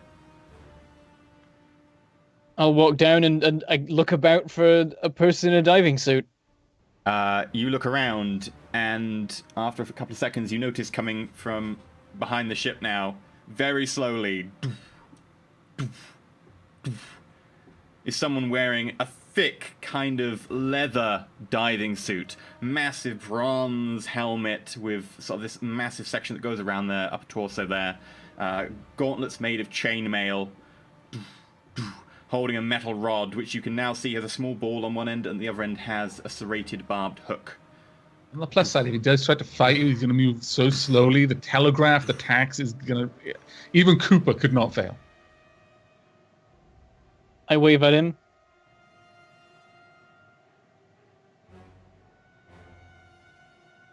Oh. They're like fresh meat. And he starts walking away down into the water nearby. I say, I have the comms open for this. I say, oh, you can't be serious. He wants me to go in the... Okay. You know what? It's probably better than chlorine. Actually, the water's probably full of chlorine. Damn it. Cooper, can your suit take that? Do you have enough air? That... I'll be alright. I think wherever he's taking me is going to have air, so... We have... have I got an ability to estimate how much time is left on the tent's air supply right now? Yeah, you went into it 24 hours and there was 3 hours, so that's 21 hours. You've probably got like 20 hours left. Very well. I'm not sure if the comms will hold once you submerge. I've never tested it. I understand the way you're going, you are likely not going to be able to call for help. But assuming that they're not hostile, we have less than a day's air here. Be quick. I will. If they're hostile, we're dead already. If they're not, then we should be okay. They'll have air in some form. Very well. So, do I know if how well the suit will hold up underwater? You don't. You assume it would be watertight, considering it's vacuum tight. That does tend to. Well, the pressure's the more concerning bit. Yeah, well, usually built for. Think about it the other way around. It's built for resisting the pressure of you going. Pah! That's only one atmosphere. It depends how outside. far down you intend on going. But even then, the suit should contort to your physique. So unless you go down, the suit will be deep, fine. You'll be crushed into a pulp. I follow him. Okay. Your legs just snap. You start going into the water, and he goes down until you can not see him at all, and you kind of start to dip your head under, and you notice that, oh, your suit is full of air. You are really buoyant right now. And I'm like, I want to go down. Make me a exert check with strength to try and swim downwards with this very buoyant helmet on. Grab a nuke and hold on to it and have that weigh you down into the water. Nonetheless, Cooper, you just, I don't know what this is about your body. You feel really good now, but you just managed to, a couple of strokes and you're now underwater. And you can see through this kind of slightly yellow-tinted, blue turquoisey water, up ahead, this man working on this massive hatch, pulling around this large unlocking valve. Pulls the hatch back, and you see down below huge bronze-colored structure covered nearly everywhere in this thick, dark, almost blackish mud that's kind of slowly seeping down under the wake of the water that you've kind of turned up with your ship. Most of it's covered, but you can notice bits of bronze shimmering in the light. And he... This is Subnautica. You're going to get a horrible, deadly space infection. It's badness. They're not going to let you off the planet. There's only like 3 people. Well, there could be loads of people underwater, but I follow him. I follow him, and I go down because. And every one of them has a butt infection that they're about to give to you. Everything about this is terrifying, and we're all going to die. But it's the only option. Okay. You enter. Maybe Chad is powered. And he.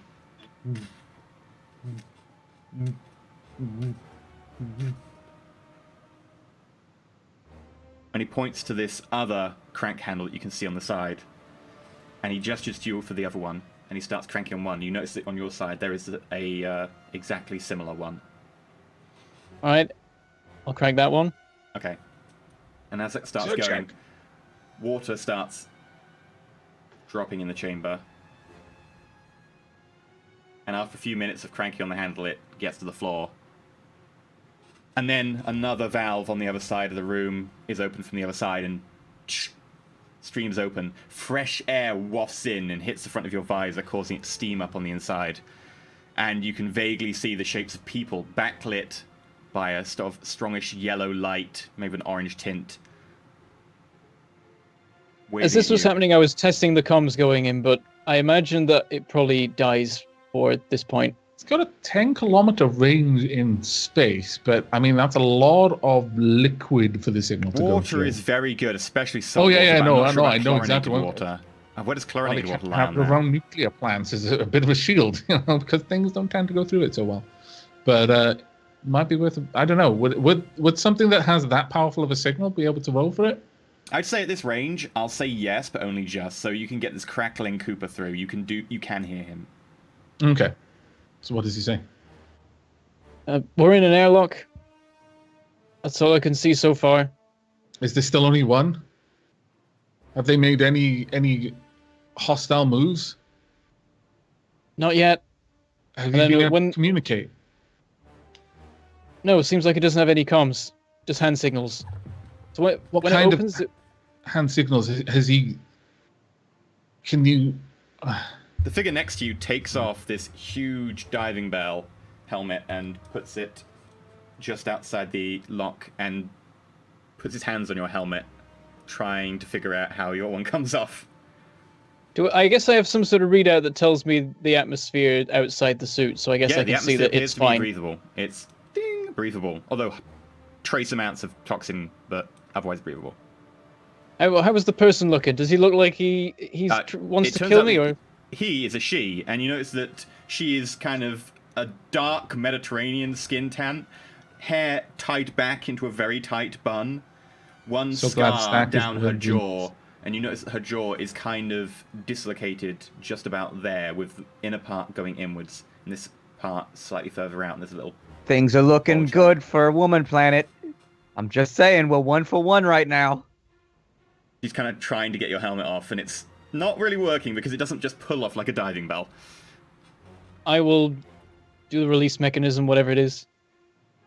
Yeah, you kind of take the helmet off, and you can now see that through the entrance, you can see 3 other people. 2 of them look to be fairly muscled men who appear to be guards of some kind. You notice they do have small, weird pistols. Old-fashioned pistols, but they have some sort of pistols on them. And the other guy between them is heavy set but older. You can tell that he's been weathered. His skin is kind of beaten, like a dried leather almost. Which is strange for a person who hasn't really seen the sun very much, considering they all seem to live down here. And he looks at you and goes, "My name is Korolov.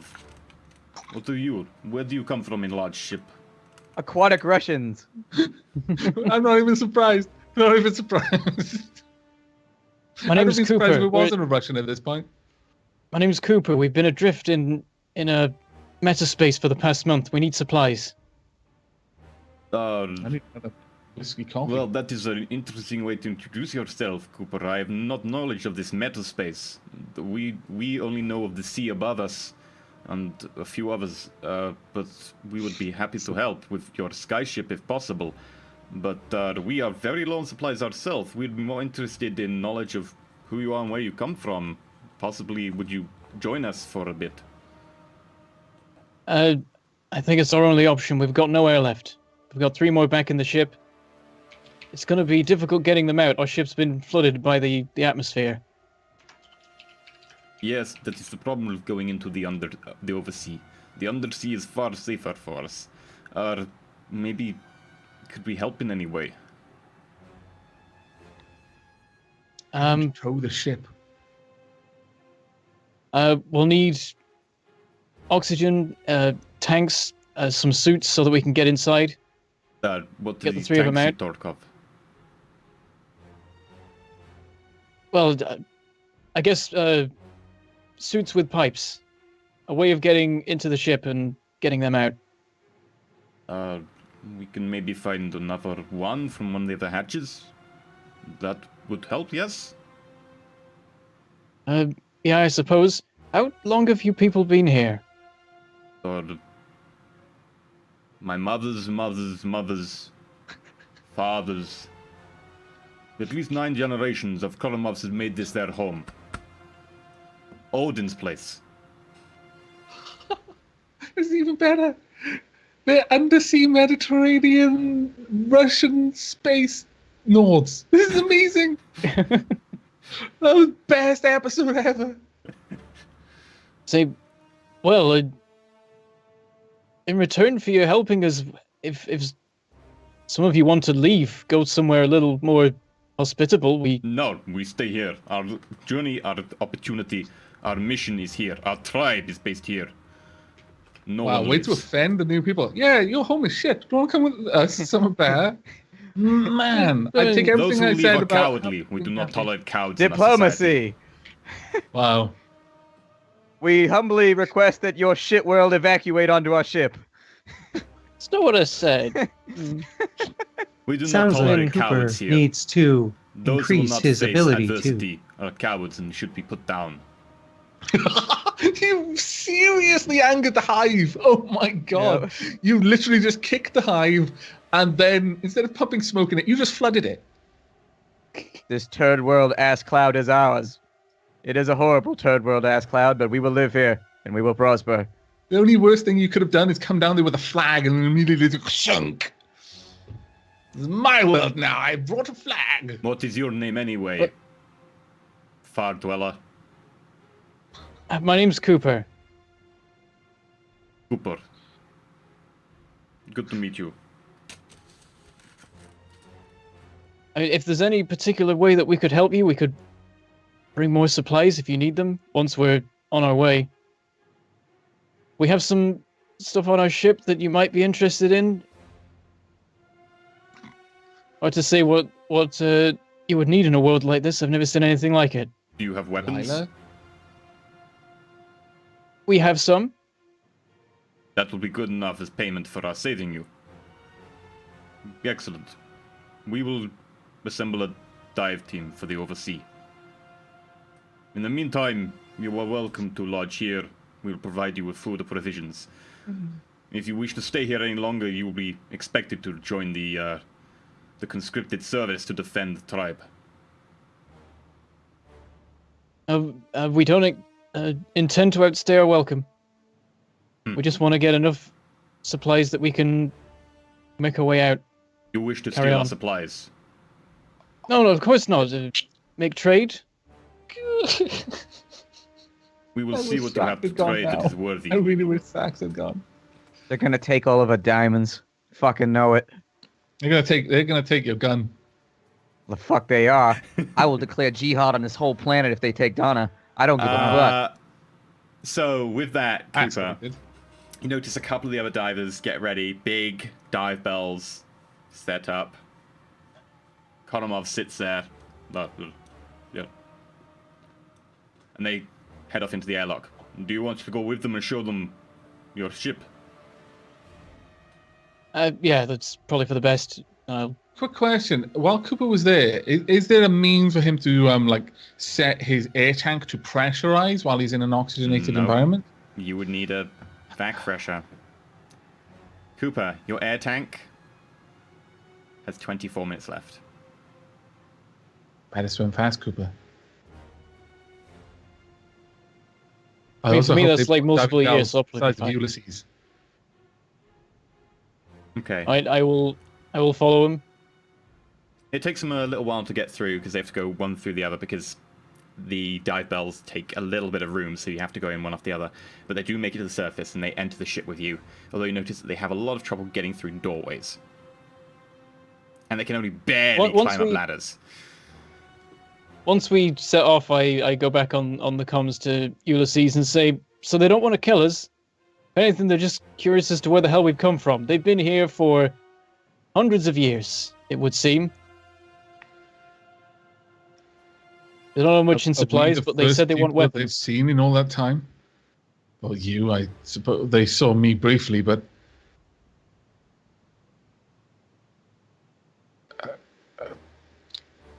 where I come from, a town that has been cut off by too many long winters can become difficult to negotiate with. Yeah, it seems like they're fairly short on supplies as it is. They said they like weapons, though. It's something that we have that we can hopefully get some And supplies you've in return agreed for. to give our weapons in exchange for our lives? I say this aloud, kind of eyeing Stax as I'm saying it. I said it was a possibility. But once we're like not minutes away from suffocating and dying, we can iron out exactly how this is going to work. I hope this intergalactic arms exchange that you've arranged does not include Donna. And with that, Yeah. I go and I get Donna, even if she's in the unoxygenated area, and I bring it back, and I just sit there holding Without it. his Mine. suit, because he's got Yeah, no but- suit. He just runs out there. I don't Well, get in- it, In response to that, I say, yeah, it might be a good idea to hide that one. The negotiations might get a little aggressive. Just give them the nukes. What more could they want? Give them the nukes for all the stuff that we want, and then we just leave. I don't want nukes on the ship anyways. I'm not sure they'll even know what nukes are. Just tell them to hit it with a hammer. That's how you activate it. But wait till we leave.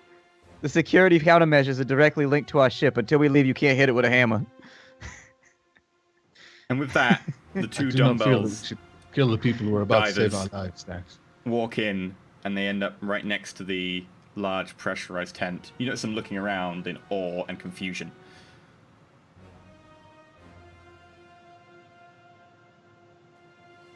Are they breathing through their mouths? Cooper, be sure to warn them not to touch the tent.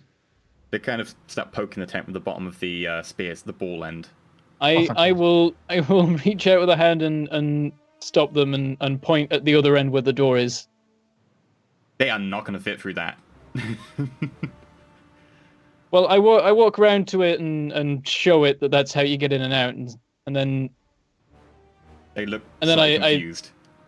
I contact Ulysses inside saying, okay, they're out here, but I mean, I'm not exactly sure how they're gonna get you from in there to out here. Okay. Well, the situation, Delilah is still in her coma, and turning around back to Stax for a moment and kind of imposing myself between him and Delilah, I kind of reach around as if I'm feeling for the pulse around her neck, and I use biopsionics again to try and wake her up. Okay, Delilah, make me a physical saving throw. Derek's like, I just want to play today. Hmm. No response, although you do get a little bit more of a flutter from her eyelids this time, like there's more activity in her brain.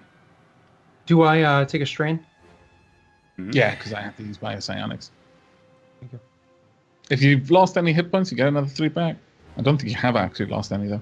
I've never taken damage, I don't think. No. She'll feel great when she wakes up, though. Well, it's Best actually sleep ever. You can keep trying again, Ulysses. Given that I don't quite understand how a coma works, like in the terms of a medicated coma sense, Ulysses is going to be cautious. Like the fact that she has responded, he's going to approach this more of a, you try to gently wake someone up rather than shake them violently until they wake up and accidentally crack their skull on the stone that they were lying on. Yeah. So he'll try every now and then until a better option presents itself. But having tried and failed, she's still asleep, though she's alive. But she won't be leaving this tent under her own on her own legs. Stack's suit was Stack's suit. There's not much of one left. Mine is the only functioning suit, but there's no air left. I'll signal to the other guys. At the moment, is it just them in their suits with like their spears and nothing else in particular? And they've got the hoses leading up. So I sign to them, but I point at the tent and then 3, and then I pick up my suit and do 1.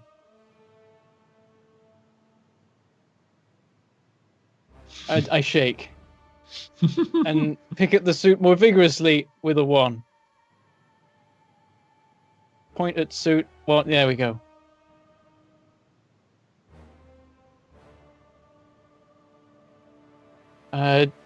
What's happening, Cooper? I can sort of see gesturing. What was If only we had a protocol droid who knew how to interact with species we had never met before. Not only does he speak And all sorts of 50,000 languages, but with which to barter. those are lost, right? Splat? Yeah, I am perfectly aware that they didn't check your pockets before they threw you in the airlock. It's Stax, considering he was there technically. Wow. Getting back to Cooper.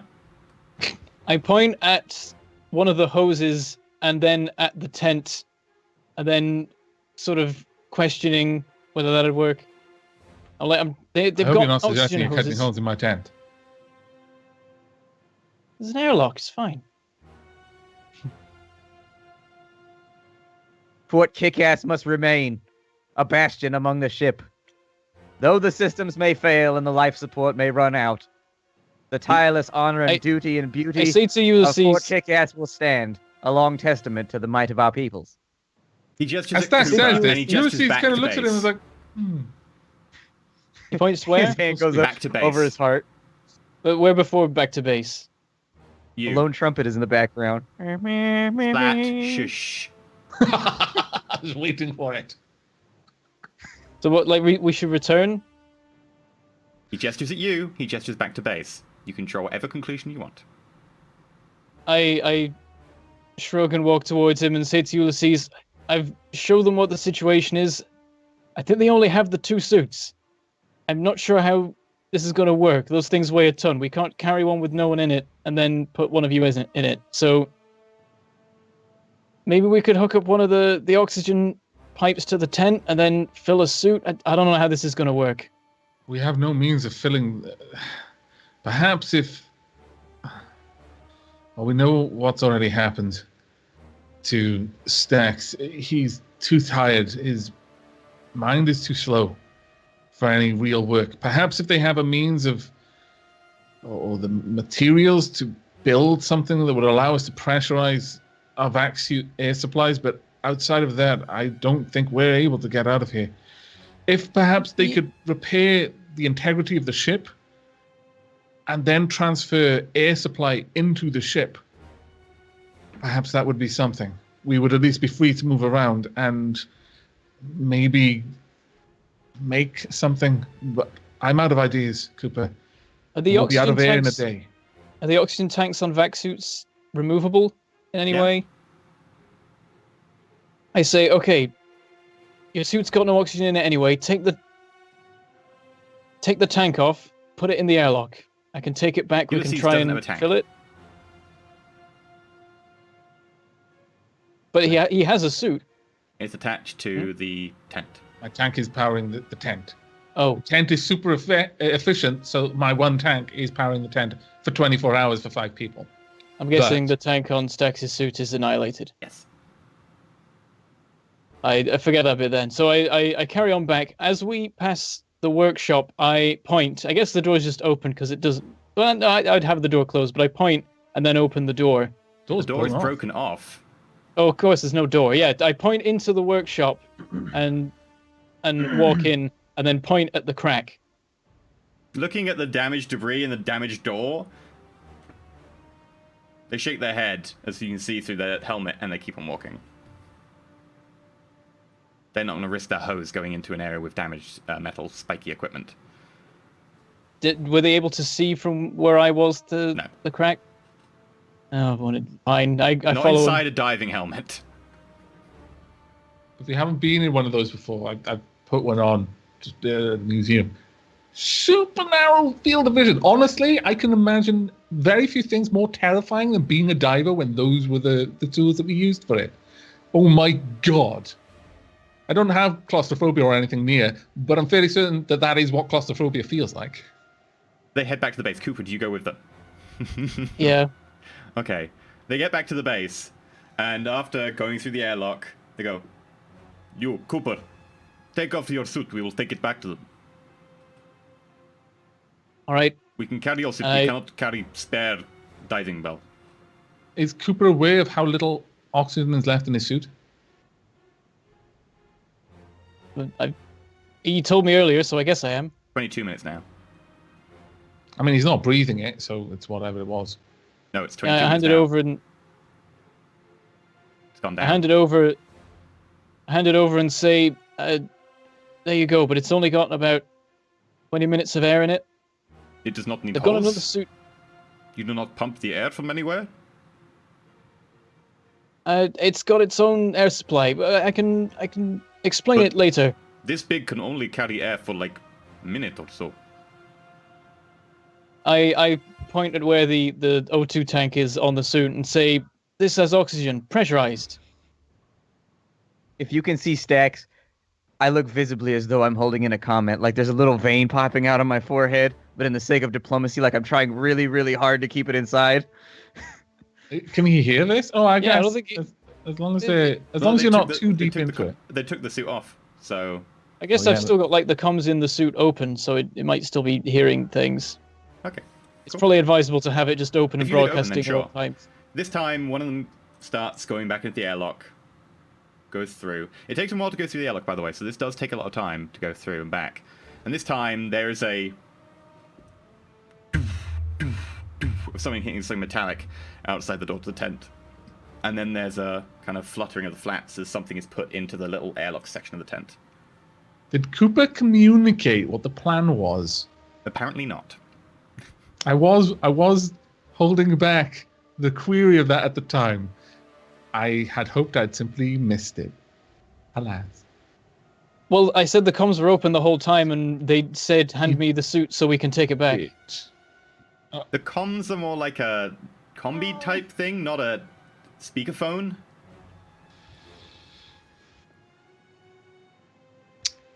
Let me just quickly check something. Okay. While they are on their way back, but probably before they're on the way back, I do explain to the people there that, like, what I was saying, that there are 3 people in there. 1 is unconscious. There is 1 suit in there. It doesn't have any air. Okay. And that also the room that I pointed at is where there is a crack in the hull. Given the situation, after that's done, I turn to Stacks. They may have left something. I believe they've left something in the airlock. Oh, the new guys? I don't know. Am I able to tell, like, their forms are quite bulky on the outside of the tent? Yeah, there's a huge person who's standing out there with a large head. Either that or Cooper has contracted some grave illness and is swollen several times the size he should be. I suspect it is one of the ones with the metal heads. We...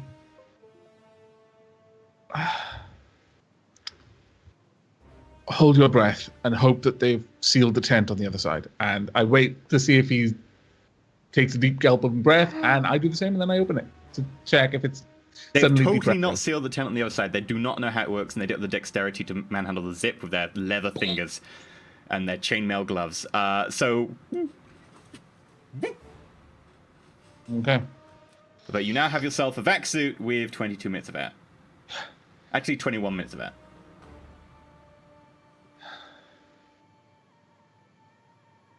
Stacks.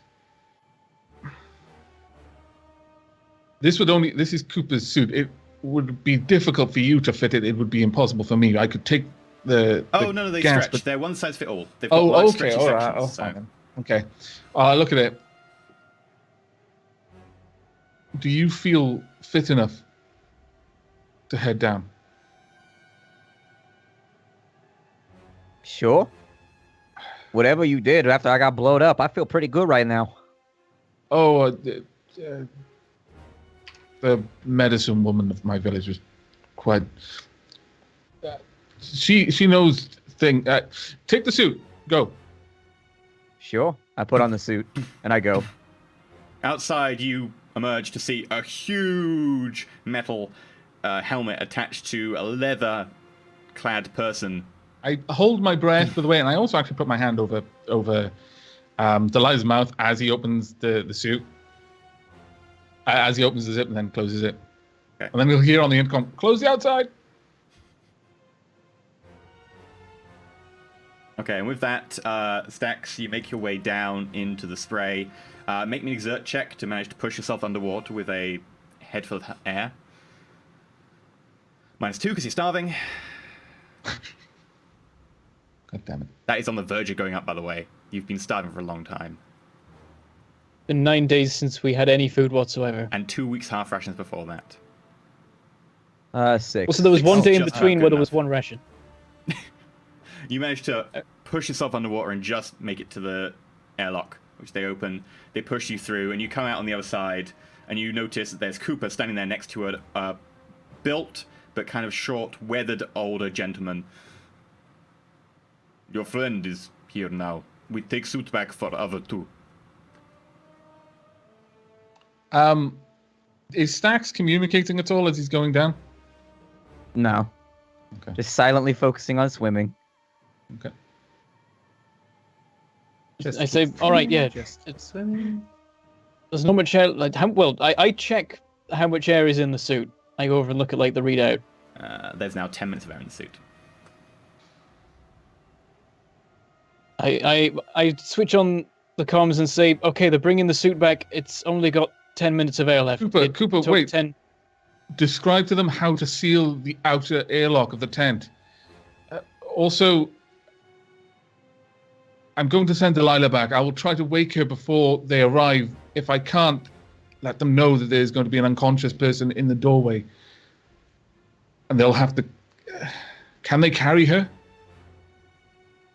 I'll ask him. I turn and say, when you're using the tent, make sure to close the outer one before they open the inner one. That way the chlorine doesn't get in. Also, next to you, she raises her huge chainmailed mittens. As much as you can. The next person, they might be unconscious when you get to them. They are in quite a bad way. So, do you think you would be able to carry them if they still weren't awake? Any funny way? Ja, знаю. That I can manage one person, maybe. How much does he weigh? She doesn't weigh much. She'll be all right. Wait. Grabs the suit off of stacks.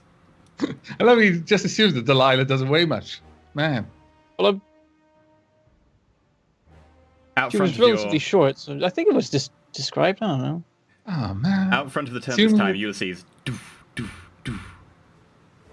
Okay, in the time that they were down there, I will have tried once more to try and resuscitate Delilah. Again, I'm just rolling this for the sake of rolling it. Okay, Delilah, make a exert check. Not exert, sure. sorry. You mean a physical save? Physical save, yeah. I'm afraid of the exert check after the physical save succeeds. Her That's without even penalties being applied. But she starts to vaguely move her head, but she's still unconscious. Is it still considered the same scene? For like Ulysses and Delilah. Okay, what kind of thoughts are her thoughts becoming vaguely more lucid and like she's starting to move up through layers of dreaming? Because he'd be the water's swirling slightly more in places. Right. The mist is certainly forming, maybe into mild shapes, but it's still kind of that. There isn't anything really fully formed. Does it feel like a dream or like something much deeper? Because he would have much deeper. That's you assume looking at the water that's her subconscious, and that's kind of her base level. That's her. Okay, fair enough. Right. So as the knocking goes on, I gas my breath. Check, like peel it down as if I'm trying to check if it's open, but ultimately just grab it. Yeah, they didn't manage to zip it up again. It's fine. I spend a few moments trying to really awkwardly stuff her into a vaccine. You manage it. It takes you a long time. Putting a dead body into into he'd be clothing going takes a long carefully time. to make sure he doesn't damage the suit. This is now so precious that taking a while is worth it. But you will have to unhook her from all the IVs and the drugs and stuff. Yes. Make me a heal check. Oh. And a -2 because you're starving. Oh, man. This is going to be bad. This is going to be bad. There's so many minuses to this now. 3. I guess it's not as bad as it could have been. Average rolls. Delilah. Oh, don't take another point of intelligence off her, please. I feel bad enough as it is. You take 14 points of damage. Holy shit. That puts me at a -8. I'm not sure how that applies. It's still just a negative. Ulysses, you instantly note that Delilah's telepathic just goes flat. What did I do? Just like, she's got an IV in her arm. I know, I'll rip the arm off. That's the best. Maybe. You're getting very hungry, and you're getting very tired, wasn't a and crit the arm fail, looks delicious. Like, that wasn't a critical fail, like removing IVs. I mean, I could understand if she just like spurted a bit, but okay. Anyway, it's like, holy shit, that's more than people being shot. Okay, so she does that, automatically stabilize her, and then in quick succession, I just like bio psionics her for a bit. I'll roll it once or twice until I'm reasonably certain. Actually, Daleric, you need to tell me how high your, like, at any point, if your system strain matches your constitution, you need to let me know. Matches my constitution? Yes. Oh, yeah. That's the way it usually works. If you're doing another check right now, that brings me to 6 out of 10. Okay. So you got 5. I'll do it once more. There we go. So in total, you got 10 hit points worth of healing, but 3 more. Yeah. That leaves me at 2 HP, but I got 3 more. So hold on, because you did it 2 more times. That's 8 out of 10 system strain. Doesn't it go from 0 up? Like she's bleeding out. I stabilize her, so she's at 10 HP. Yeah. She maxes at 6 HP. So. Oh right. Well, in that case, you should be a level 2 character. Yeah, I know. I rolled 2d6 plus 0, and I rolled a 1 and a 2 equals 3, so I kept the 6, and that's how Stars That number works. Isn't there still like you get a +1 per level? No. Okay, in which case I didn't realize you went past your maximum HP into negative. Yeah. Right. Okay. Yeah, that's what I was saying. I was at negative 8 out of 6. Stars About Numbers doesn't put a limit on this. Stars About Numbers says it comes down to GM discretion about when you die. The problem is that you did exceed your maximum into negative. It's after a long period of time of starvation, thirst, and air, deprivation. I mean, call it. TOD. I feel like killing a character when there wasn't even like a crit fail or anything seems like a bit over the top. It's because putting someone into a medically induced coma was always going to be a hard test, and I did warn that putting a medically induced coma would be a hard test to go in and out of. I did warn that beforehand. You put all the warnings there. Yeah. She was in a state of depression and paranoia, and she was like, "Screw it! If I'm going to die, I want to die on my own terms." Yeah. Ulysses, you notice that Delilah goes flat, and when you actually try to balance her back awake, she does not respond. Okay. From removing IV drips, she immediately how did that happen? It's kind of over the course of the next 30 seconds, as whatever fluids you were pumping into her, whatever drugs you're pumping into her, her heart kind of flutters a little bit, and then her eyes kind of roll back in her head, and she starts fitting on the table. But from the mechanic sense, 14 damage happened instantly. So how did that damage get applied? Was that applied over a period of time or instant? It would have been applied instantly for the mechanic sense. Oh. Okay.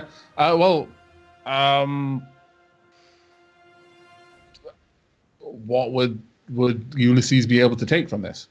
Possibly something to do with the IV drips being removed instantly, or possibly something in the IV drips that you hadn't applied properly. Maybe something to do with the drugs themselves, or possibly just the nature of she's been under too long. You're not too sure. Your medicine isn't very, your heal isn't very high, so you could try some things. There might be something that will sort it. Let's have a quick look at something. Give me just a second.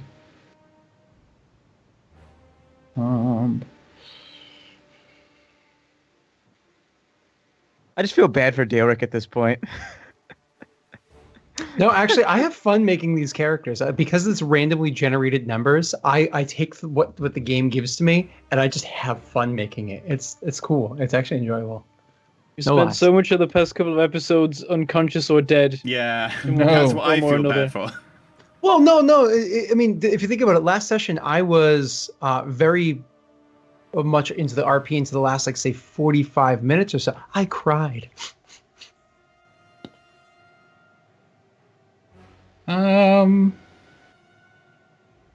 Just having a quick look over some things. You're basically the deadbolt of this series, except it's you, not your characters, that are the deadbolt of this series. Yes.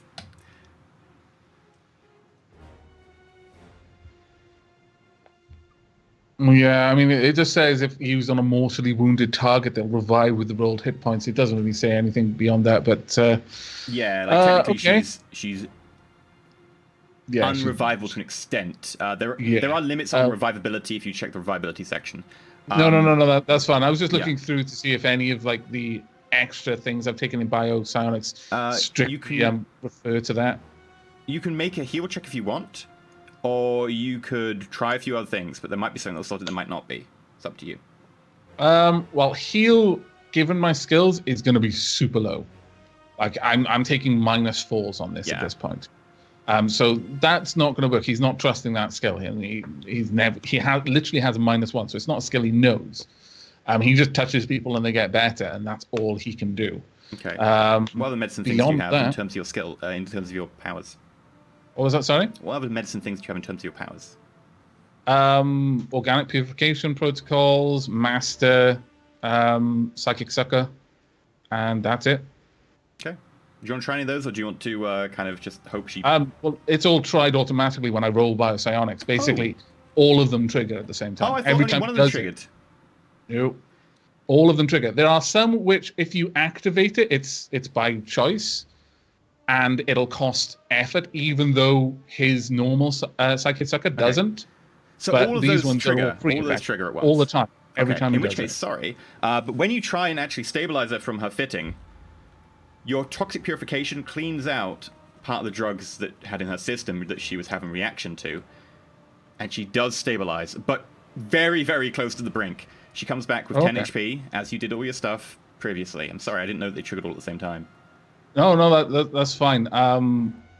The only time with this, like, where organic purification protocols comes up is if it's a tech level 5 toxin or organism, like bacteria that he's trying to purge. And then I thought you had to choose one or the other, but if it's all of them, then you're cool. So yeah, no, Delilah, they all activate. You start coming around, but you're very, very groggy at this stage. And it will take you probably about half hour to fully come around to consciousness. Okay, well, at the point that she actually starts making any sounds at all, it seems to be coming round. Given that we've still got the psychic link, telepathic link, what kind of mental state is she in? It's literally just like an emotional state that he can sense. She doesn't even really have an emotion right now because she's still coming around from unconsciousness, but you can see that the mist of her mental self is starting to form figures. Like she's coming around and able to start forming aspects of her mind. Okay. Well, as she's coming around, I'll as best I can. For brevity, I'll just say what I'm doing, but it's effectively just talking softly as I'm trying to get her into the vac suit. Explain, like I'm just constantly talking. Doesn't matter that she's not responding. I'm effectively just like I'm commentating an LP. I'm just describing what I'm doing and what I'm thinking. It's all going to be okay. There are people who are going to take you somewhere safe. You're coming out of the coma. It's going to hurt. It's probably going to make you feel dizzy, but you're going to be safe. It's all fine. Make me the a others talk have already check. gone. Charisma talk. Okay, this is going to be bad. She's going to be -2 because you're starving. It's funny. It's like the way Ulysses reacted to Sandeep was more or less just like, yeah, I don't get most of these words. That's going to be the other way around. She's going to be like, what are all of these words? Delilah, you start having these mental images as you start coming around, these kind of waking dreams, where you see a large man benevolently talking to you from above, kind of cradling you in his arms and telling you things are going to be all right. With that, you are bundled out of the airlock, poorly, and taken back down through into the water. I need to check that she can carry you all that way. Ulysses delivers, everyone. Fact. Yes. She manages to just about get you through the airlock, and Stax and Cooper, you see as the airlock opens and a body rolls down in front of you in the suit. Every little thing gonna be all right. Dumbbell comes off and is she okay? Well, better now there's air in here. I go and I guess take the helmet off and see how she's looking. Delilah is coming around to consciousness right now. Oh, she's waking up. Where Ulysses? Is he here or is he still back in the tent? He's still back in the tent. Yeah, I just said it anyway. I'm on the comms. Oh, he hears it then. I've probably been spending most of this time just talking to the comms still. Just reassuring her. I don't know what's going on, but I'm just trying anyway. I guess I'll carry on taking the suit off and I'll check what the remaining oxygen is at this stage. 1 minute, 30 seconds. Oh dear. Can you hear the comms? I'll probably be listening to them, seeing as I know Ulysses is on the other end of them. Okay, have you actually, have you spoken that she's coming round, that she's there, okay? Yep. Okay, well, in that case, when they come back, I can unhook the tank from the tent and reinstall it in my vac suit. It was quite simple to remove it. I'm not Alright, that sure should give you exactly enough how time. much air is in there. How do you tell on these things? And I start trying to work out. Can I work out how much air is in the oxygen tank? On the tent? Mm-hmm. Yeah, the tent's telling you it's probably got about 70% left. Okay. It should be enough to get back. Alright, that's good. How long does it take them to get to the water?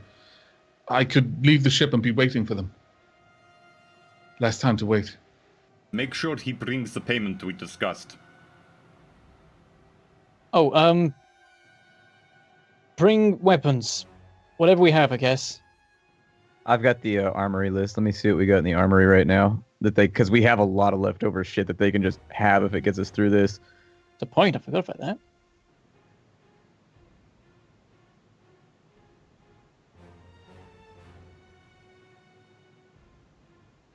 Let's see. By the way, we need like a reverse or negative F. Did you have the armory list? I forgot who got... I don't have the armory list here aside from... Oh, no, I've got 3 semi-automatic pistols in there. That's all I've got. And a bunch of power cells. That's the armory list. Okay. I've got a laser pistol. Yeah, they can have... I've got a semi-automatic pistol they can have too. So that's 4 semi-automatic pistols. I assume you're listing these things and where Ulysses can find them, because I will have asked, where are these things? I'll begin gathering them before they arrive. The guns, will they be damaged by the water? If so, how are we to transport them? They should be fine so long as you take the ammunition out of them. Put the ammunition like inside your vac suit with you, basically just like loose bullets inside your vac suit. Or just grab a plastic bag or a Tupperware box. Sounds like there are many weapons. All of those sound safe. Carry them. Those. I mean, technically, a good cartridge should be able to be dropped in a bathtub and still fire after you take it out. They should be watertight, but... Does my porta box, can I close it? Is it like a box that can be sealed? I think it's a one-use thing. Yeah, but is it a box that has like a lid? Yes, but it's a 1 meter by 1 meter box, isn't it? Mm-hmm. It's a big box. You're not going to get that in the airlock. You've just been spent the last little while telling us how gigantic these people are in their massive diving suits. Yeah, they're like... They're not that big. 1 meter is not that... I'd say... Ulysses is probably wider than 1 meter. Yeah, but they're circular 1 meter maybe, not 1 meter by 1 meter cube. That's a big difference, because that's 1.44 meters along the length, along the edge. The biggest direction. Never mind. Very well, I ask the others if there is any kind of storage solution, because carrying the guns down there is going to be difficult in the vac suit, and would they be able to carry it? If they've got any kind of chest or something that they can use for gathering things. I relay that there's above ground. There's no ammo in the semi-automatic pistols, so just bring the pistols themselves, and the water shouldn't affect it. Even if you like carry them in a burlap sack, the water shouldn't affect the pistols. They should be fine. Okay, and the other weapons, because Ulysses will query all of this. That's all we have is 4 semi-automatic pistols. Okay. Are you bringing any ammo? I've got a laser pistol. If you didn't include that. Okay, and a laser pistol. How will water affect the laser weapon? Probably not well. And I try and think of any like cargo containers we might have lying around in the hangar or the... Yeah, you'll have like some cargo Tupperware bay. boxes and plastic bags. Like that's a given. Okay. I just try and find a bag you can put them in, and it's better than nothing. If I remove the ammo from the laser weapon, will it be safe as with the automatics? Might be safer. I'll be honest, I'm not a professional when it comes to guns. It would be safer to actually leave the cartridge in, really, because it will keep the contacts dry. But yeah, okay. Either way, they should be fine. Like, just don't. I'll do the best I can, but if you can advise them to bring something to carry them, it would be better than a sack that'll get wet. If they must have something for carrying things dry, I would hope. I'll begin gathering the materials. I'll relay to the people that we have some of the guns might not... And he pulls out a leather sack. That should do it. So,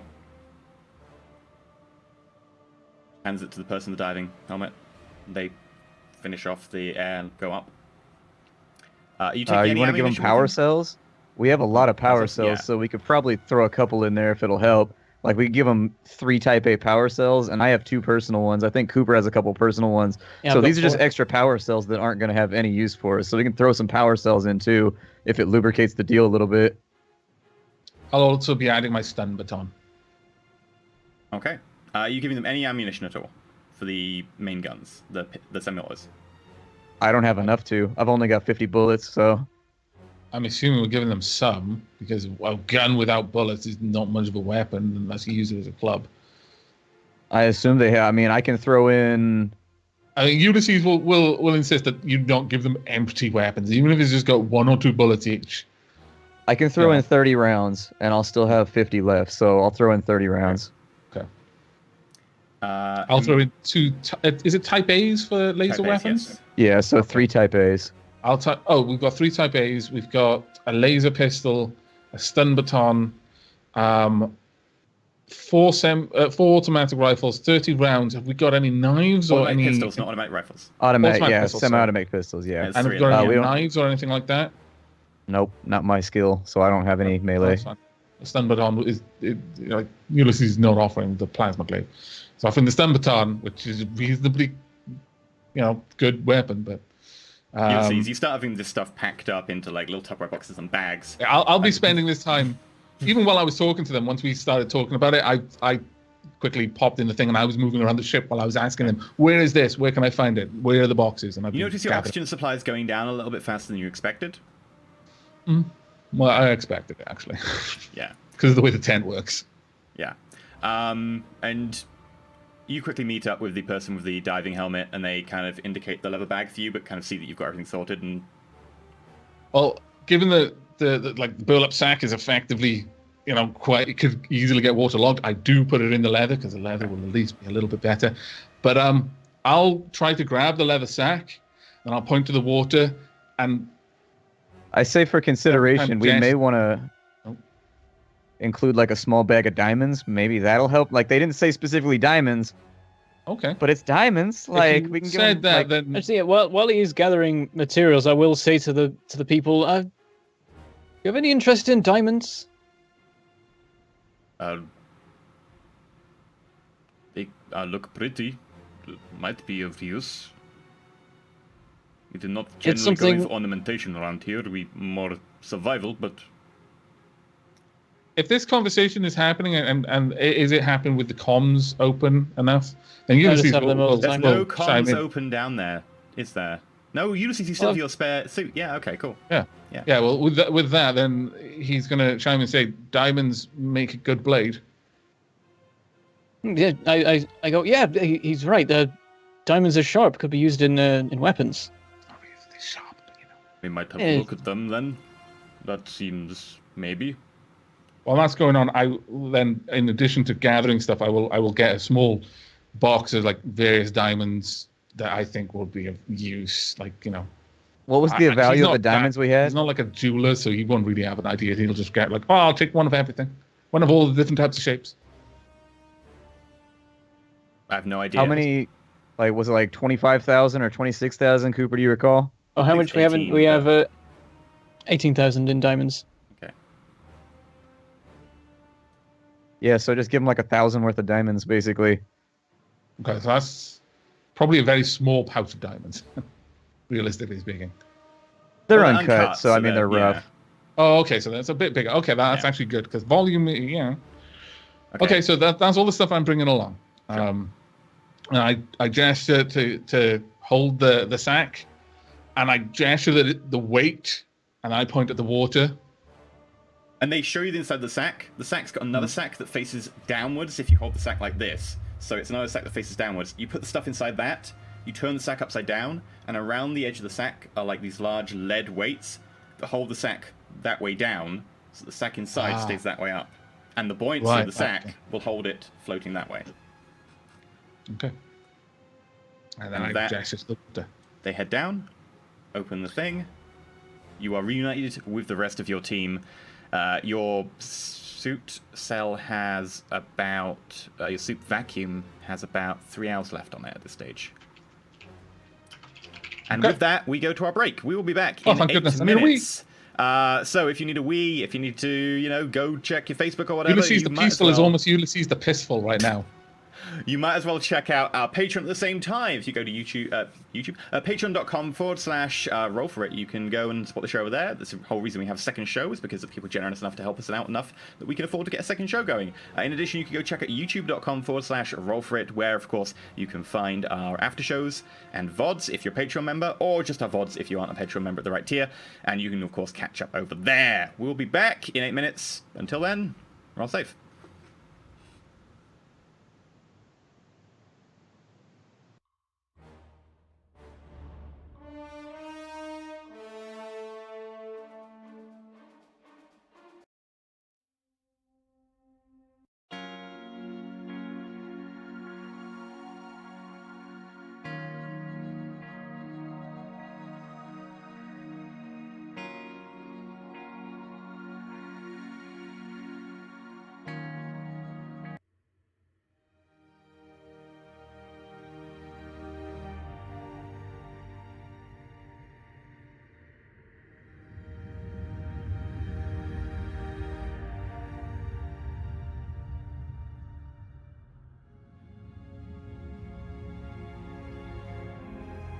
Humanity invents this spike drive, allowing faster than light travel. Nations and corporations set about colonizing space at a rapid pace. The first great expansion peaks with the very fringes of human space, now a year's travel from Earth. To enforce rule over the colonies, the Terran Mandate is created by the nations of Earth, and it places a ban upon further colonization. Metadimensional extroversion syndrome, or MES, appears, allowing sufferers to perform impossible feats such as teleportation or telepathy. However, it invariably kills those affected, or drives them mad. With time, training, and untold lives lost in research, ways of training and harnessing these psionic powers are developed, being improved with each generation of instructors. Jump gates are created, allowing choirs of master teleporter psionics to provide almost instant travel for ships passing through the gate to any other gate. Travel to the frontier is cut to 2 days, and the Terran Mandate lifts the ban on colonization. The second great expansion begins. Psi-tech manufacturing, able to manipulate universal constants, allows impossible materials and works of engineering. Due to manpower shortages and the ever-expanding number of people moving to the frontier, the Terran Mandate gives up trying to control the frontier worlds entirely. Spike drive ships are rare and antiquated. Jump gates have replaced them in all but the poorest, most unimportant and distant frontier systems. Core worlds have become increasingly specialized, relying on the jump gate network for resources from other systems.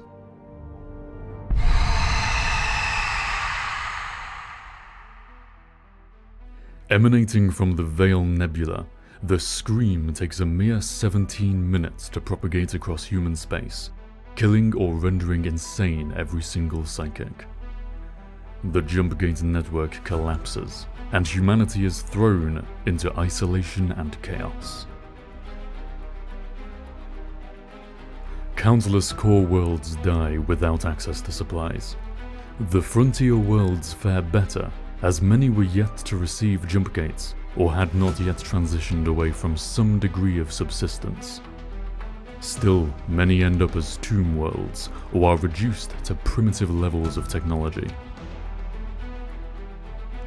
Slowly the silence lifts, as worlds manage to form large-scale industrial bases, not reliant on psi-tech. Attempts to recover humanity's psychic abilities in MES sufferers largely fail initially, due to a lack of instructors. And those that do succeed are without the power of pre-Scream psychics. Explorers begin remapping old drill courses that have shifted over the years, a dangerous and unreliable task. Stellar unions start to form around the strongest worlds, and warfare erupts over control of valuable pre-screen tomb worlds and installations. Now, our band of adventurers, stranded in an unknown sector, must attempt to survive.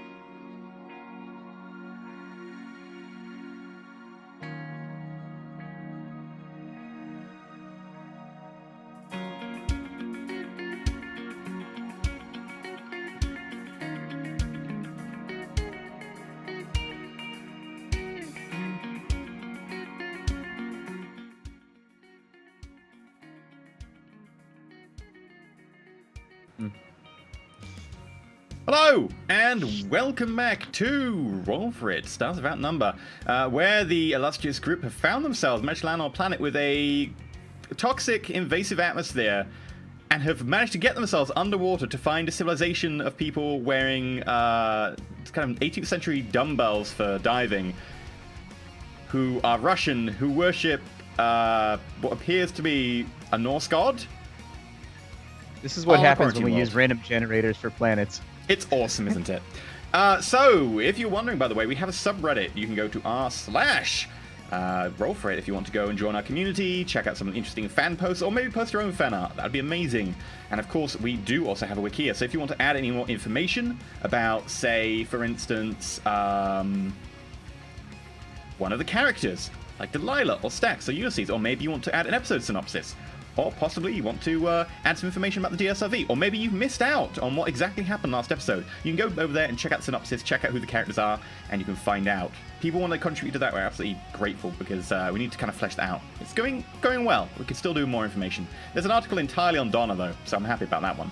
It's true, that's pretty awesome. It made me, like, ridiculously, exponentially happy when I saw that. Right. A very in-depth one for Cooper, too. Yeah, you got a really long one. People really kind of dug Cooper's character. Right. Anyway, we come back to you all being under the sea. Not with birds. That was the wrong one.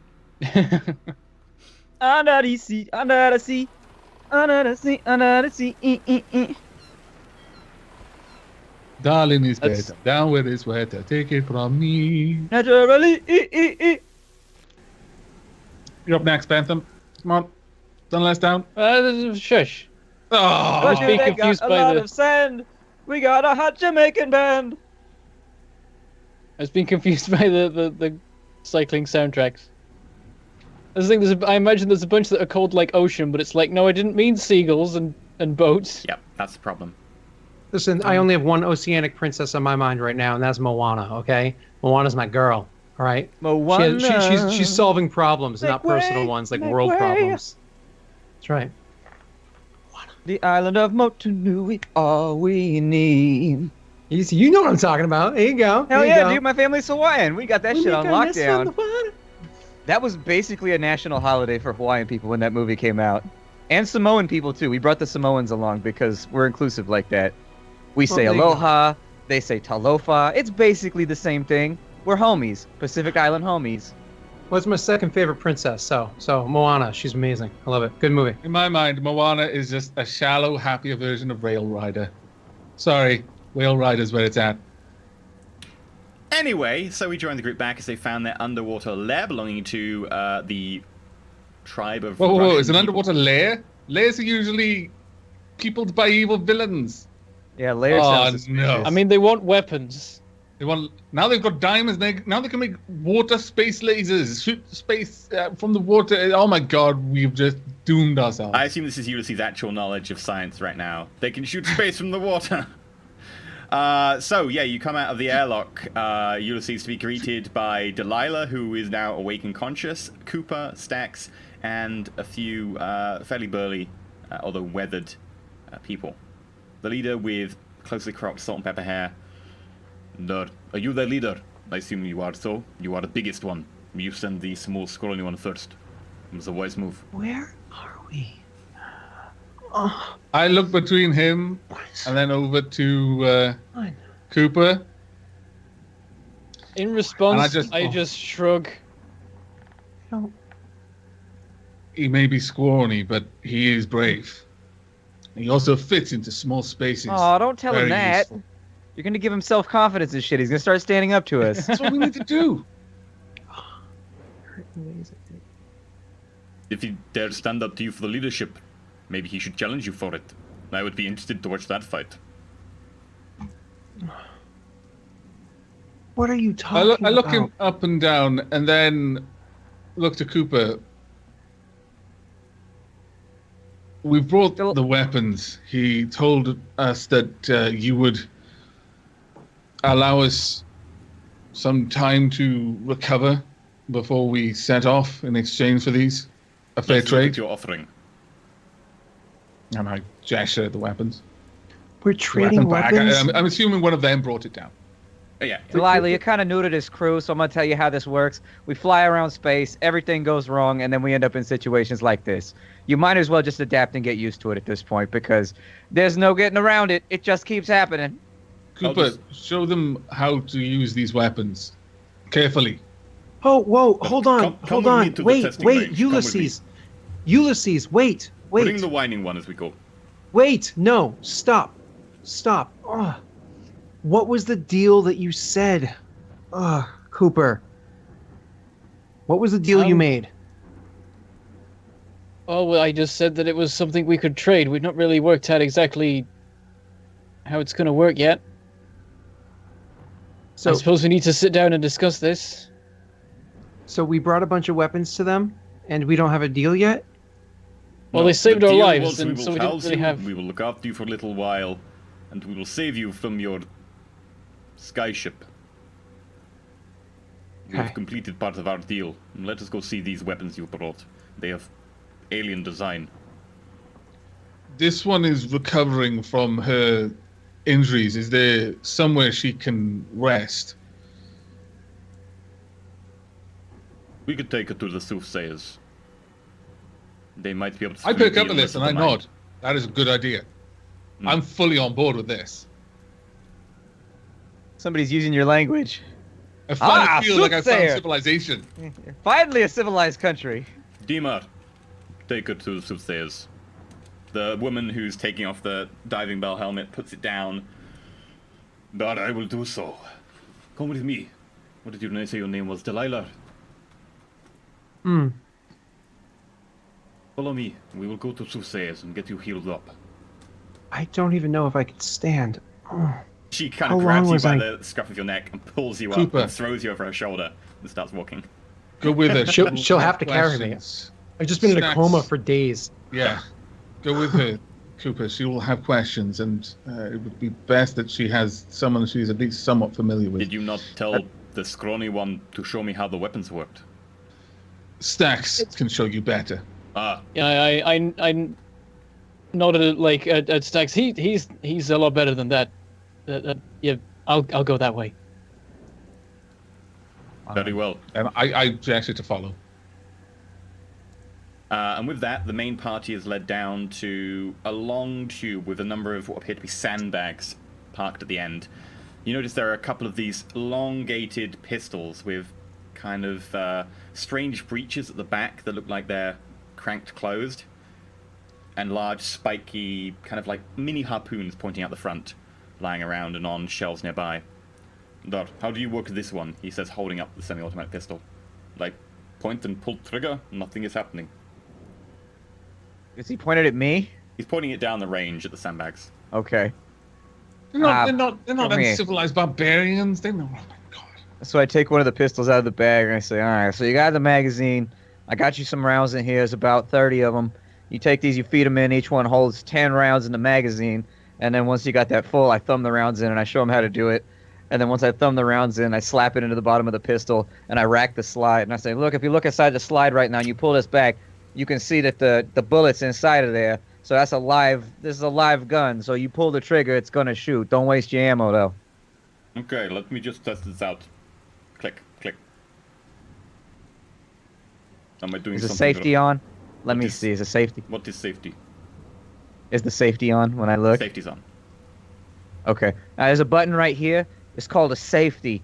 If that's pressed in, it won't shoot. That's to keep like children and stuff safe when they're around guns, so they don't shoot themselves on accident. If you push it this way, look, it's got a little red ring on it. Red ring. How do learn if they do not learn by accident? Well, you take them to the shooting range and you show them how to shoot before they, shoot at people. It comes from a world where the children are already almost men before they learn how to use weapons. It's tragic. Anyways, serving the militia from age 6. If you want it to shoot, just make sure you can see the red ring pot. I'm just going to give up on that explanation. It's a cultural dissonance. He fires the gun, kind of unexpecting the kind of recoil from it, his hand going like quite far back. Impressive. It not make much damage to sandbag though. Go get me sandbag. He gestures to one of the minions. and they run forward and they go grab the sandbag. And as he picks the sandbag up, it kind of tears along one of the lines in the burlap, and sand just pours out. It is penetrating weapon. Not much raw damage, but might be useful. How is it underwater? Can't be used underwater, Chief. Oh. Unfortunately, it's not going to be useful in that environment. We don't come from a place where there's lots of water, so all of our stuff is built for, non-underwater, non-aquatic shooting, all right? Okay, what about this one? He says, raising the laser pistol. So this one's a little bit different. Well, it's more of a cutting weapon than a penetrating weapon, but anyways, you just slide the cell in right here, and when I slide the cell in, you hear it go whoop and power up. And I say, at that point, it's ready to fire. You just aim it at something and shoot. Do you guys have electricity? Look around. Are there lights? Everything around here has actually got these small oil-fired lanterns attached. That's good. Good idea. They might not. So we are aware of electricity. We've not used for it. Well, you do now. If you have electricity, I take the cell back out. You can recharge this so that when it runs out of shots, you can use electricity to charge it, and it gets more shots so that you don't have to make bullets. I'll see if I can rig you up some kind of hand crank generator or something for it. Thank you. He's noticed one of the sandbags sets alight. Quickly, get the sand buckets. Put the fire out before it heats up the oxygen. And the others kind of run around manically. Put the fire out. This is dangerous weapon. What is this? Diamonds. Your offering pleases Odin's son. You may stay here for some time. Well, thank you. People so much. What about you, Silent One? You not say much, he says, gesturing over at Ulysses. I speak when there is something to say. I do not waste time with words when there is nothing important to add. Nah, I like you. Come. We will celebrate you getting here in the crashing of your skyship. We will get roaring drunk in celebration. It wasn't quite a crashing, guys. I'm grinning at this. It's clear that I I'm approve. not there, so. Meanwhile, at the other end, Delilah, Cooper, you are led through several hatches, all of which are currently open, towards sections which you notice have got large plexiglass screens attached, but they've obviously been repurposed. There's several drill holes around them that aren't being used for screws or anything. They're scratched, cut. It looks like some of them have even been repaired with sealant at some point, and they're kind of misty to look through as the old kind of corrosive nature of the outside has managed to eat away at them. You go past large sections of crudely sealed leather and rubber interior, past sections of brass piping. You notice little kids running past you, playing with little cups and balls. Some of them carrying weapons, mock weapons, not loaded. I got a quick look at them, seeming to be sort of weirdly elongated harpoon guns. You notice several people running drills up and down one of the sections, and as you are led deeper and deeper, having to go down a few ladders, you eventually make your way to a small ward with small beds attached with people lying in them, several people talking to others who appear to be wearing some form of garb. It's kind of a pale blue with white elements to it. Each of them has a small raven depicted on the shoulder. Okay. I'm just quietly taking all this in at the moment. It's Odin's ravens, like Hoonin and Moonin, or whatever their name is. Hoonin, Moonin, Skoonin. I don't know what their name is. Completely off. Completely off. Yeah, I don't know. Dimar, who do you bring us today? I bring you outsiders. They come from Skyship. Apparently this one is wrong in head, and she kind of dumps Delilah onto one of the beds nearby, just going boom, like a sack of potatoes. Oh, thank you, Dimar. Thank you. I will tend to them. What about this one, this small scrawny one? Is he malnourished? But as far as I know, it's that way. I'm fine. You are. She's been in a coma for a long time. Oh, Not a chance to eat. You're not fine. You are about 3 hands short of where you should be at your age, looking at you. But fair enough. Let us I have a should look have at told this him one. he's a child. He's only 5 feet. It kind of goes over to Delilah.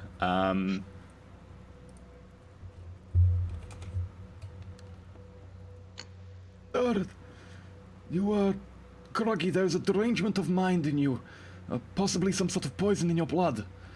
Let me get the cuttlefish.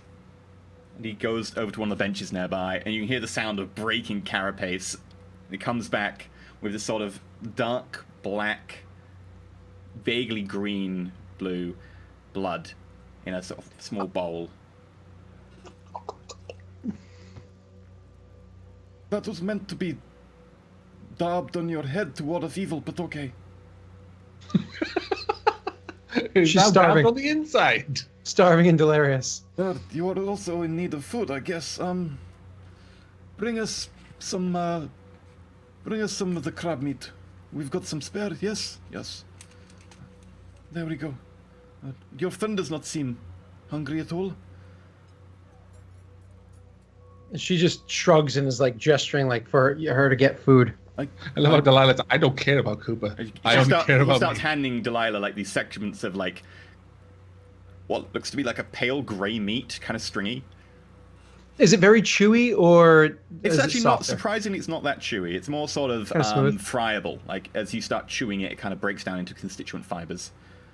Okay, she will like half chew things and swallow them in like chunks and like half chew and I mean just like needs to get and like looking around for if there's not like a liquid like a water or something nearby for her to drink. She will grab more some blood. of it, he kind of takes the bottle and goes, no, no, no. You will eat slowly. If you eat too fast, you will throw up, and that will be waste of good food. I will make you eat it again if you throw it up. Okay. Short one. Okay. Are you in charge here? Listen. You are the one who gets all the food, and this one here is starving. Your servant? She doesn't Not say quite like that. Well, the Not ship quite we like came that. on, we ran out of food. So you get to eat the food, and she goes starving. Yes. You are I- in charge. You are king. I was the pilot. I had to Chieftain. Is pilot chieftain? sort of. I'm a wayfinder. I'm the one who gets us from one place to another. I need to eat well so that I can You are a work well. wayfinder. You are like scout or like soothsayer. You do not look like soothsayer. It's different. We come from a very different place. It's hard to explain. Come from wimpy place by sound of it. Eat more, eat more. Here, take some of this, and he hands you some water. After she's eaten some and drank some, As that you stuff try was drinking, being you said- notice that this water is kind of a weakened spirit of some kind, like a watered down vodka, maybe. Sure. Glug. It's liquid. When that stuff was being said to Cooper, she will, reigniting, tossing suspicious glances at Cooper and just like making mental notes of the fact that he also is the only one that doesn't look like he's starved, on top of everything else you thought of him before the coma. I like Delilah. She's got a sharp mind, even when it's malnourished. Yeah. It's a good sign. That, well, it will take you a few days to get over your lack of food, but you should start having some more energy relatively soon, hopefully. Your joints will ache for a few days, and your head may be ringing. But other than that, you will be fine. What brings you here in your skyship? She snorts when you ask that question. We had a were- malfunction with our wayfinder. You're Look not at here. Cooper. You're in a Yeah, different... you're not here. No, it's just us two. Oh. That's why I Wait, snorted. where am I? You're with the Shooting other... guns! Ulysses. You're in the range. Oh, I thought we were done with that. They're in Yeah, med you're bay. going to the pub. Yeah. That sounds good. Pub food, pub drinks, revelry. So I say we were trying to find a safe harbor, but we're new to these lands, to this space. There are no harbors around here. Yeah, that's the problem we encountered. Though we're thankful you rescued us. We would have been dead without your people's help. Well, if you could help us in the war of the deep swimmers, then that is something. They've been taking ever more land. I was going to ask about that actually. I hear there is some sort of fighting happening. We've given you some weapons. Well, the In turn for fighting has helping been us. happening Since Thor came down and he smote them himself. It has been a long time. Once we traveled around, up in the upstairs, in the oversky, just like you. We sailed upon voyages, Valar. These voyages, we did our best. We smote down enemies of the gods. But unfortunately, a time came when the enemies of the gods rose up. These giants, they came over from their world, they came over from their god. And they came here to us after we destroyed their home. I can imagine Ulysses is sitting there just like cross-legged, just be like, "Yay, story time!" Oh, man. I'm missing out on the best bits. Hey, you'll get that story in the pub. Right? Yeah. Yeah, you'll get a better story. My one will involve beer. With blackjack and Precisely. hookers. Anyway, Same. what were you saying? So, you're fighting people where? Well, Of monsters? the giants, we defeated them in Niflheim, and then they came to our world, into the realm of Valhalla, and they fought on Thor's himself. And many of our cities and settlements have fallen. We are the only ones standing, and many of our sections of our base have fallen to the enemy.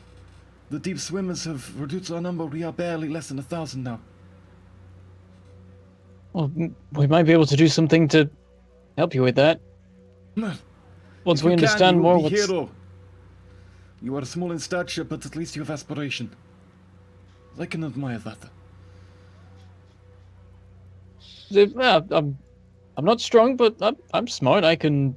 If it's the sort of problem that can be solved with technology, then I might be able to do something, but I think I'm still not understanding quite what's going on. To speak of This technology, time, anyway. maybe you should speak to the weird singers. They know about such things.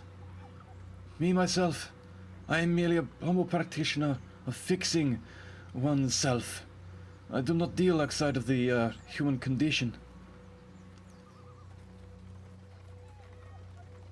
Well, I will, and I'll see what we can do. I imagine I've eaten and drank a good amount at this Yeah. point, so I'll actually thank her. It will be a bit weakly, but I will actually thank her for the fact that she's given me this food and drink and whatnot. Can if you want. Hmm? Are you going to thank her? Thank him? Oh no, yeah. Oh, I'm sorry. So actually, RP. So I just Yeah. be like, thank you for this. It's been a long while since I've had food. It seems as though it was being kept from me. He looks over at Cooper and Taz. Oh, well, whatever your tribe does is for your tribe to decide. I would not impinge on goings on within your tribe, whatever your chieftain says.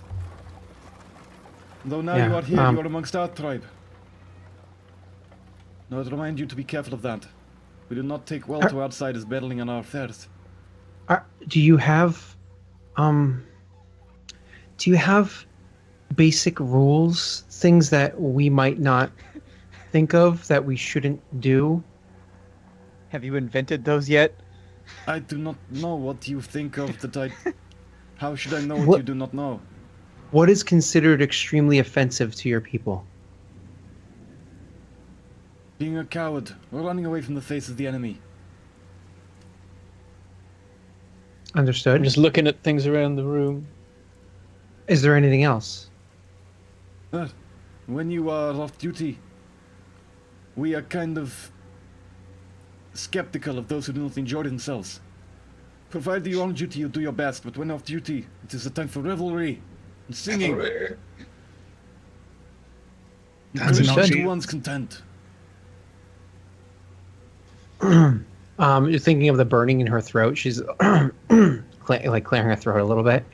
And is there anything that's considered act of goodwill, a kindly greeting, or perhaps a way that you would end a transaction that is The respect for That our is gods proper. would be helpful for a start. Make a talk check. I'm actually good at that, but Mine do I is have two, 'cause how you what kind of technically my are still starving. You got to wait for the. Basically, You're trying to figure out how far down, like in civilization terms, how far down like their civics tree they are right now. Like how far down the civics tree are you? Like, do you have like complicated social science, or are we like more towards the bottom? Might makes right. Where are we at here? This is actually something she's good at, so that's why I'm trying to figure it out. But she got a 4. Yeah, well, I rolled a 6 minus 2. So. Yeah. So with that, he's like, "Lord, you will pick it up as you go along, outsider. Anyway, I have need of other people in my care. You will be fine. Just make sure to eat." And he gets out some parchment and starts drawing on it with a charcoal sort of implement. "And give this to whoever runs the storehouse. This is your food, chitty. You ought to be given extra rations, and particularly you ought to be given seal blubber to fatten you up a bit. It looks like you've lost a bit of weight. And you do not get anything. You get normal rations." I have one. I know you're busy. I have one more question for you, and then you have others to tend to. You said your gods. How may we learn of them? Do you have books that describe them, or is it all by word of mouth? She's gonna be like, "What the fuck is a book?"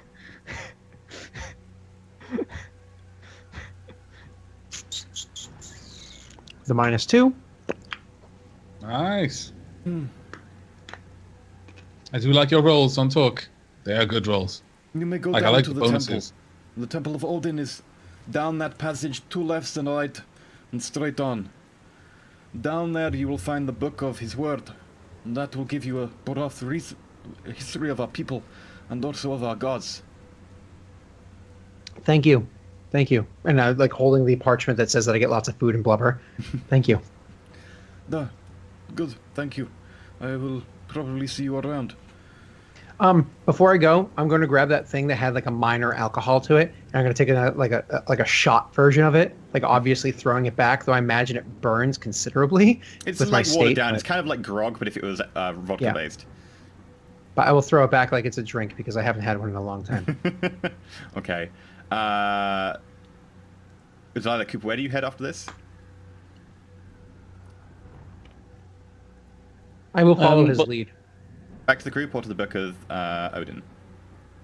I'll see to it. Do you want to go look at that book? I don't know if it's a good idea to read that before we do anything else, in case we do step somewhere we shouldn't. It would be good to read it. What's your response? We can go over there. I think the others will be getting food. Shouldn't be too hard to find them, I imagine, with the talk of the place. Quick question, EE. My Torque, does that allow me to read other languages as well, or just hear and speak them? It's hear and speak, unfortunately, because it works off sound coming in now. It doesn't really change the language in front of you. Sadly. Gotcha. I wasn't sure if there was like a neural interface. interface. To you, and it would translate it, though. Yeah.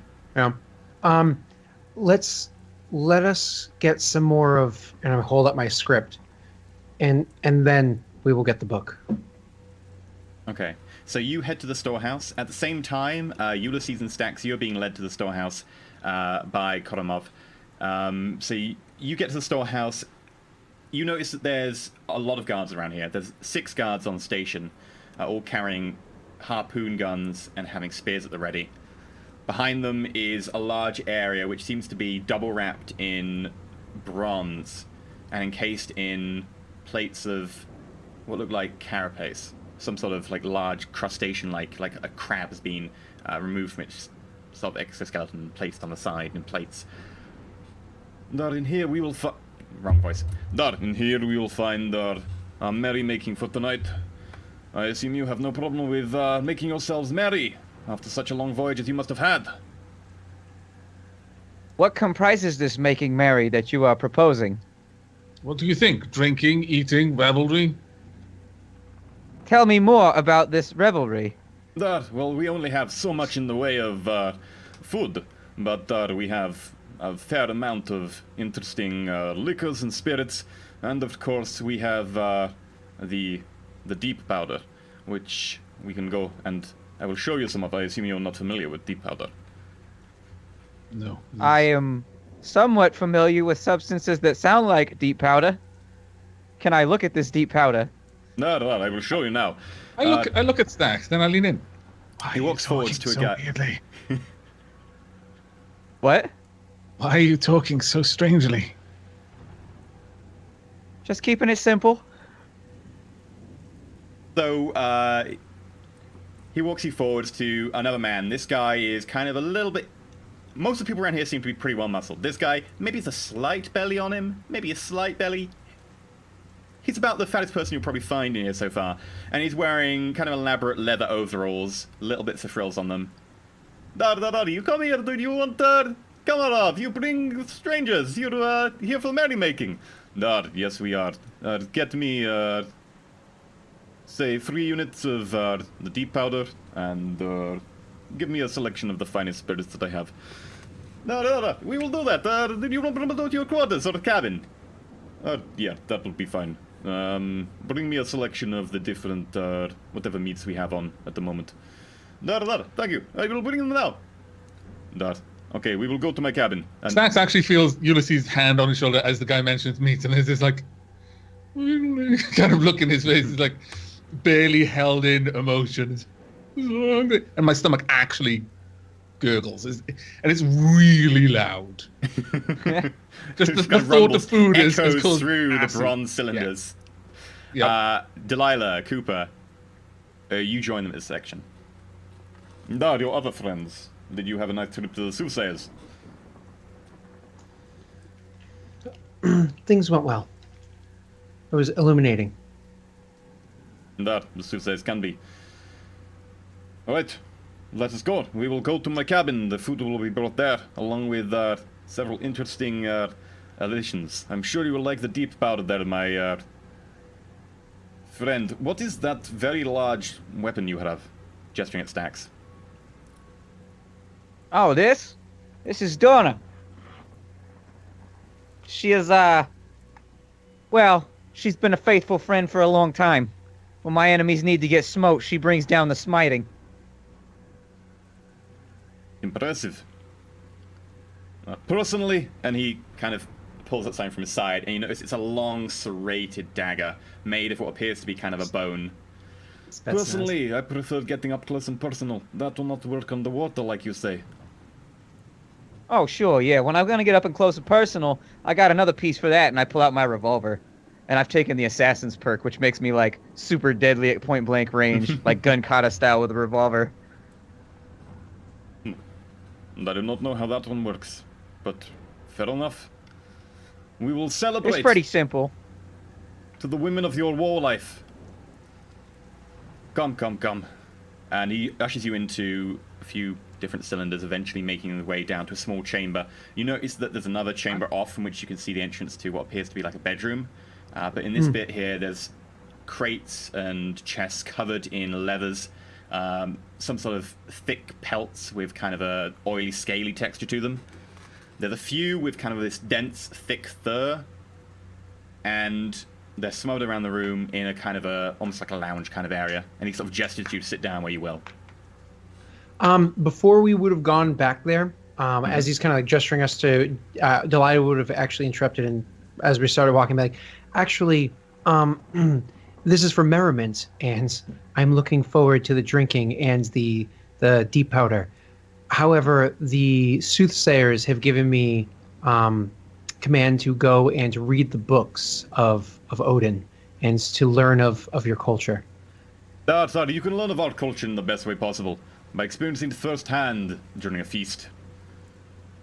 You can read the books. I will not argue. I just go with. As they're walking, and after that, a little bit of interchange. I imagine it takes us a little while to walk there. Is that right? Like a couple of minutes at least. 3 minutes, yeah. Yeah. Okay. Well, at some point, I'll simply walk up alongside Delilah and nod down to her. How are you feeling? It's good to hear you talking, well, lucidly. I feel like shit. Everything's groggy, and I feel betrayed. Have you seen him? I'm a little surprised by that. But as she says, have you seen him? Have you seen him? My eyes do flick towards Cooper, and then back, and then I kind of shake my head. But it is involuntary, but very telegraphed. It's clear that there's no doubt in my mind which hymn she's talking about. So out of character, is this some kind of drama that I would know about? I'm a little confused here. You don't know about it because you failed your next she check. barely asked you anything about it. She at one point in time she asked you if you thought it was what you thought about Cooper. Like, I don't know, he's Cooper. And she's like, does he make you feel uncomfortable? Like, does anything trigger alarms? And you're like, no. And she was like, okay. And then left it alone. Her interactions are mostly with Ulysses because they actually get along on like a background level. I look between the two of them and I'm like, is there something I should be aware of before we dive into this mountain of deep powder? Not right now. Let's just focus on the merrymaking tonight and other things later. I guess we'll address them later. I guess I'm out of earshot for this. Well, it depends on if you've been picking it up. I mean, she hasn't named anyone, and the only real indication of anything was my eyes flicking towards Cooper for a moment. So if you spotted that. Well, I'm sure I missed the Delilah Ulysses stuff, and then I probably just hear Stax saying something about starting merrymaking or whatever. And sometimes you got to make merry. So I'll join them. Dad, we've made it to my cabin. Sit down. Here is the food. And excellent, the deep powder. And as you notice this, I brought in is like a tray of this pulled kind of greyish meat that Delilah had some of before. Next to that is kind of this large, kind of wibbly meat that's kind of got a jelly-like substance to it. Wibbly meat. I'm trying to describe it like it's a lot more fluid to it. It's kind of wobbling back and forth. It's like a very thick jelly. Is it like jellyfish? No, it's not a jellyfish. Is it like jellyfish flesh? Almost, but a bit thicker. Thicker than that. And then next is I'm just trying to think in terms of what kind of meat they have. Red meat. It looks very, very thick and coarse. Along with some selections of what appear to be some mushrooms and some sort of kelp of some kind, which seems to be garnishing all the different dishes. Lord, help yourselves. And we have, and he starts putting down bottles. That one is vodka, that one is grog, that one is mead, and this one is ale. And we have a few more of those. And I go for the red meat and the ale without even pausing. Okay. The red meat is kind of a very thick, like a very thick, coarse, like almost like how thick crocodile can be if you cook it wrong. And it's very, very dense and chewy, but it's got a very strong taste to it, like a slightly more tangy beef. But very much more pungent in the upper end of tanginess. I'm also going to have ale. The grey is kind of more blubbery. It's very fat, heavy, very rich, and it tastes almost kind of got a rounded taste to it. Like it's kind of like a non-sweet butterscotch, kind of without the sweetness to it, but kind of that it flows off the tongue taste as opposed to hitting one taste bud particularly. And it's kind of a more savoury. Okay. And in front, he pulls out 2 small vials and puts another third one down. And with one of them, he puts a line on the table. And he dips his finger in it and rubs it on his gums. The deep powder is good. That one is particularly... And you look at it, it's kind of this sparkly crimson pink with little flecks of blue and greens in some places. And even an occasional bit of yellow. Sparkles in the light, flickering from the oil lanterns. I slap Ulysses on the shoulder and I say, "Have at it, buddy." And I dip a finger in and I do the same thing. Right now I'm like how are the plates of meat? I'm assuming they're like cuts of meat, like basically servings of meat. There's not just a huge wad of meat that we're meant to cut into ourselves. Oh no, it's a huge wad of meat you're meant to cut yourself. Oh, it is a huge wad of meat. Yeah, there's like a big serrated knife on each of them and like large fork for stabbing into the meat and cutting off a chunk for you. I'm definitely doing that, and I've already done it. And I've literally got like a chunk of this meat. I'm just chewing on it. Let's have our food. Oh, so good. I'm just demolishing this food. I've already eaten some, so with significantly more grace, I will also drink ale. That's probably the wisest decision right now. about the urgency with which Ulysses is stuffing his face right now. I will pick at, like, I will throw a big slop of the meat that I've already had before because I know that it's tolerable. And I'll take small amounts of the other ones so that I can try them. But I'll definitely eat the one that I already know is tolerable. Yeah. As you start chowing down, as you start eating, he kind of offers some of the deep powder around, like, "That, would you like any of it?" Once I've finished, I'm like the first pass I'll probably, and then once I've finished that, I go for it. You could put some in your ale, you could put some on your meat. It goes with anything. Well, when he says that, I hold out the ale, and the mead. Okay, and put it in the mead. Yeah. And with that, how much do you put in the mead? Ulysses, having experienced periods of blight and famine before, knows not to completely go overboard on a completely empty stomach. So he puts enough that he thinks is polite and to experience it, but he's mostly focused on chewing his food and actually, like, he's ravenous, so he's eating fast, but he's trying not to choke on it when he's doing it. Okay, so how much are you putting in? Because you notice that how takes a big pinch and puts it in his drink. So you will have noticed that. I will probably take a little less than that, but Okay. On the same sort of scale, so it's not noticeably. Yeah, it's like he's not As you trying, do that, so. Karmov kind of speaks and goes, "Now, come on, big man, enjoy yourself. It is not very often that the chieftain offers you some of his deep powder himself." And that I offer a nod and go for it. Okay, you At least as much as he did.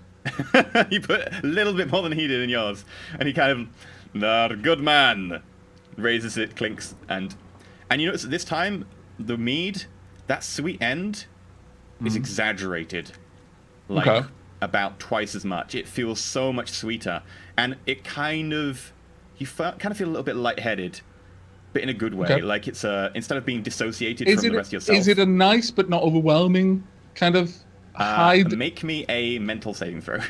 Okay. Fail. 12 versus 14. You are very happy right now. You're kind of living in a little bit of a haze. There's a very big grin comes to your face, and you're kind of like a little bit like dissociated from reality right now, just a little bit. Like it's not so much that I'd be like, oh, this is strong. I'm clearly getting very not yet. wired. No. Okay. No. If it hasn't gotten to that point, then sure. What about you, lover of Donna? Would you like some? Lover of Donna, I love this title. I love Ulysses' love. Lover of Donna will participate. Excellent. And he kind of pushes over a little bit to you, using his knife. Not so much. He has a small body. If you can Small make me... body, big hunger, big man. I got this. I slap Do you him put on it in the your shoulder. drink, or do you put it on your meat, or do you just put it straight in your mouth, or what? I put it on a big old hank of meat. Okay. Make me a mental save as you eat it. I'm actually let's do this thing. sincerely amused with his response, like more amused than I should be. And I give him a good clap on the back as he's 8 on trying to eat the 13. meat. Yeah. Which meat did you go for, by the way? Was it the grey? Was it the thick red? Or was it kind of the The stringy? thick red. Meat's not supposed to be gray. That freaks me out. So yeah, you chow down on that, and it's kind of suddenly like someone had distilled the essence of beef and just turned that into a powder that they just spread on your tongue. Like, this is so strong. This is like the ultimate beef flavor. And you kind of start like, whoo, that was strong. It's like a psychoactive MSG. Basically, yeah. Delilah is from Cooper, kelp, do you right? participate as well? I mean, yeah, Delilah's going to because she understands the significance of not doing so. However, she's hoping the fact that she's a small female works in her favor, and she's going to take this for the size of pinch that Ulysses initially took, like the smaller size pinch. Sure.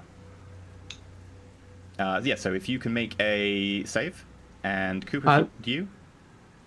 Right, well, I've taken a relatively small amount of the 20. Well done of the red meat.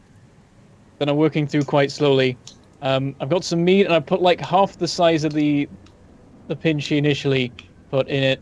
But I'm not having that much of the meat. Okay, so you make me a mental save as well.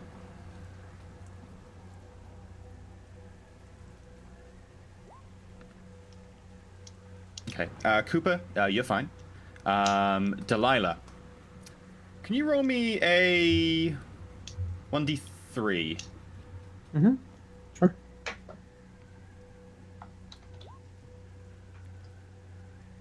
Delilah, you see images and visions flash around you. You see capital ships dueling it out in space with these large, overgrown, blue and green vessels. You see a huge titanic creature, probably about 100 meters long, elongated limbs acting like tentacles and front flippers along with a dorsal fin, 2 eyes bulbous on each side of its head, looking this way and that as it plows through one of the habitats that you are now in. And you return to the room, your eyes coming down from being rolled up in the sockets. Everybody else, you just saw Delilah kind of start fitting momentarily in her seat. And Konmov goes, wait, do not interfere. She is touched by the eye of Odin. I was about to reach out to her, but I hold back when he says that. I kind of loft a brow. Normal? No, some people, when they are exposed to deep powder, it sometimes unlocks talents. Some of the talents that sometimes are trained here by the weird things. Oh. Wow. That was incredible. I heard you say unlocking talents. I had a vision. A vision. It was a battle. Large ships, extremely much bigger than the one that we're in, and a large creature under the water. It was quite the vision. Oh. Can I have some more of that? Darth, you are a brave one. I like you. And he slaps you on the back. Really hard. You kind of like, whoa. Yeah. Darth, have as much as you want. Just don't die on me. I'll take a same-sized pinch as I took beforehand. Okay. And this time I'm going to slap it onto that red meat that I haven't tried yet, so I'm just going to throw the meat in my mouth. Sure. Make me a mental save again. Si, senor. Nice. Okay, if you could roll me 1d6. Si, senor.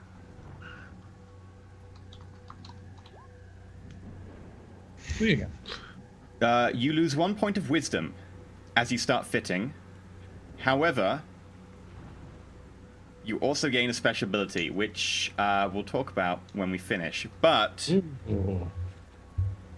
in simple, you unlock a little bit of the precognition tree.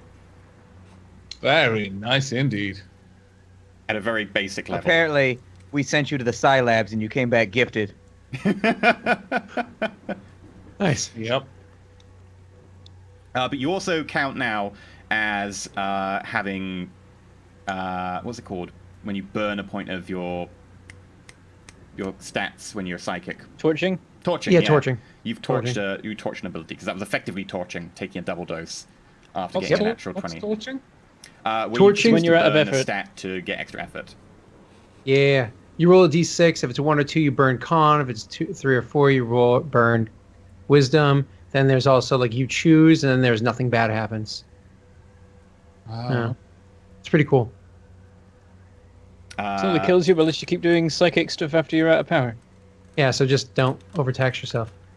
It's funny, the 2 powers based off of psychic, I have terrible in stats for. So that's awesome. No, that's a good thing. I like it. I like it because then he's going to be shitty at it. You also might get the choice to, if with training, flip to being a part expert, part psychic, but we'd have to talk about that later. Decisions for the future. Yeah. So with that, Delilah, you kind of...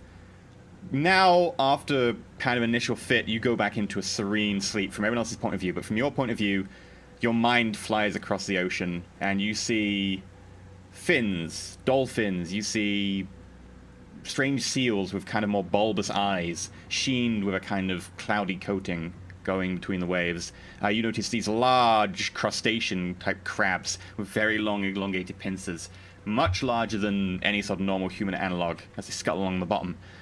And as you get closer to a destroyed habitat, one like you're currently in, you notice moving around its shapes dark shapes with segmented carapace and oily, dark green skin.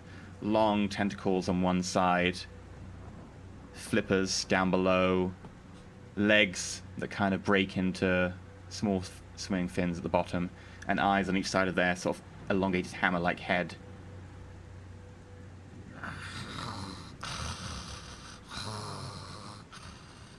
As they walk around. Everyone else? Do these images give me emotions? I mean, I can make my own emotions, but do I get any waves of emotion or anything other than... get any waves of emotions off. You're just getting visions right now, kind of flying images as you kind of coast around the planet.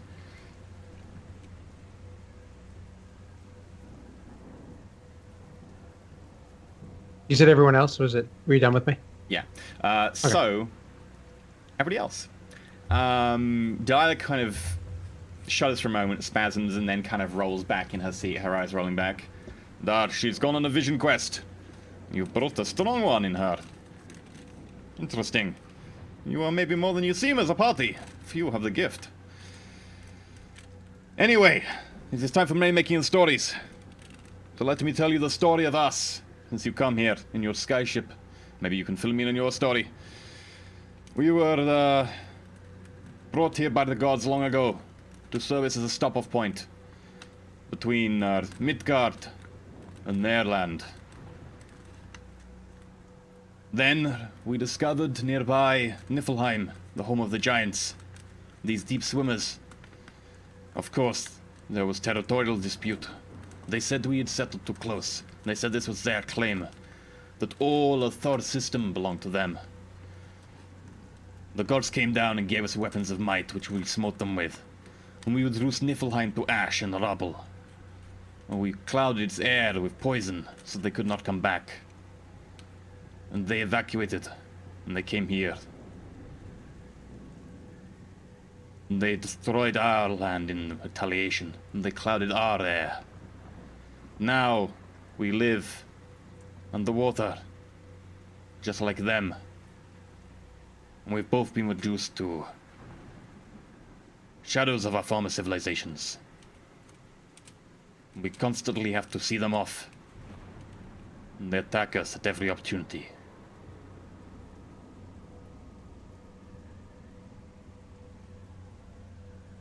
We do not get many visitors. I listen quietly while I'm eating. Strangely, no visitors as of late, although there was a story in my father's mother's time of many people coming from the sky like you. Skyship fell not far from here, and they managed to take a few survivors in. The others were claimed by the deep swimmers.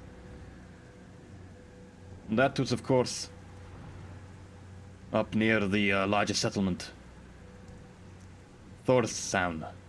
Unfortunately, Thorstown fell to the deep swimmers shortly after. They brought too much attention on themselves. Now we of Odin's sons are the only ones remaining. We number 900 individuals all told.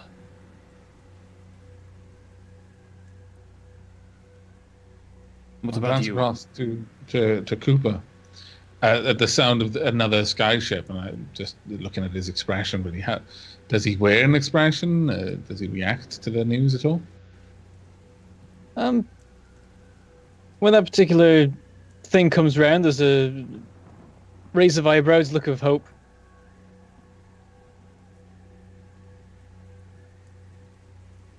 So, do you know what his ship is? Would you be able to take us there, or is it like a sacred location for your people? You really want to go over there? That is quite a way. I mean, you said that you wanted to, like, deal with these deep swimmers, right? Well, we need parts for our great skyship, and there's a skyship, and it seems like it serves both of our interests. Huh. It would also be a worthy quest to prove that we are worthy of surviving the perils that we have found ourselves in of late, whether this be luck or providence of the gods. Yeah, I agree with Curls over here. I think that would work out pretty well. Yes, this Well, we know that at least some of them made it to the habitat of Thorstown.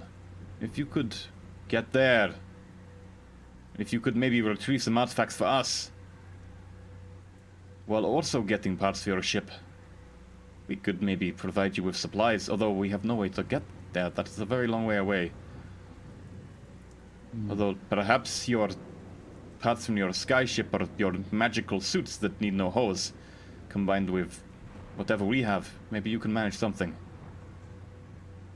I look across the stacks. He is able to make many devices, given the right parts.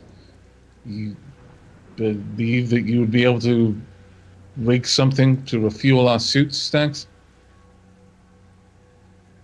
I could give it a go. I mean, that's the best I can say for right now. Well, assuming that our ship is not skyworthy, then we could borrow parts if we need to. If there are no other sources of scrap or spares, with the hope that whatever we take we can replace, in addition to fixing the systems that are already broken once we recover the salvage. If it's an entire settlement, are you able to tell us any more of the settlement itself? I can. It once had a spire which broke the waters and shot up into the air for several hundred meters. It was one of our largest settlements. It was the cultural hub. It had many of our artifacts, including Thor's hammer, which have since fallen. We assumed they'd be claimed by deep swimmers. Well, of course, any artifacts of your people would be yours, and we would retrieve them, assuming, however, that there are parts of the settlement, spares, debris that we could use. Would we be free to harvest what isn't of significance to you? You can harvest anything non-secret. If you would wish to harvest a skyship, go ahead. We only ask that you bring back anything that I can come up with a list by talking to the soothsayers, and particularly if you can bring back Thor's hammer. That weapon will help us fight off the deep swimmers. Maybe we can even take the fight back to them with it. I sit back and thoughtfully chew on some more meat. I'm pacing myself, but I'm making progress through this feast. If no one else is moving quickly, you probably guesstimate that Ulysses could probably eat most of it by himself. Make a physical saving throw of a +6. Okay. +6 is 3 higher than. Oh, good. Okay. Yeah, you managed to keep it all down, and you just keep going. There's no modifier. You can't click on when you click on the saves. It just goes up. Fine. So it's always with those. It's going to be a manual addition.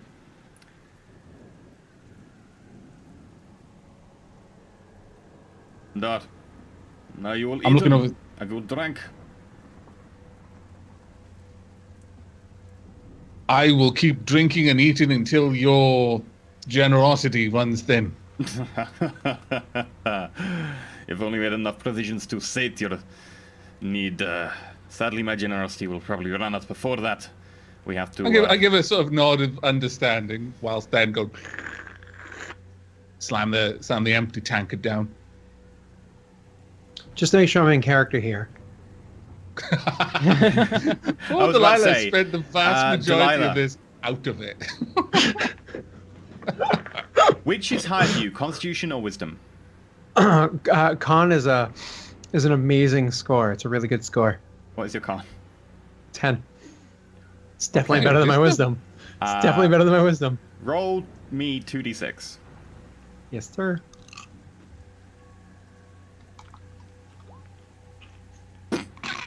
Huh.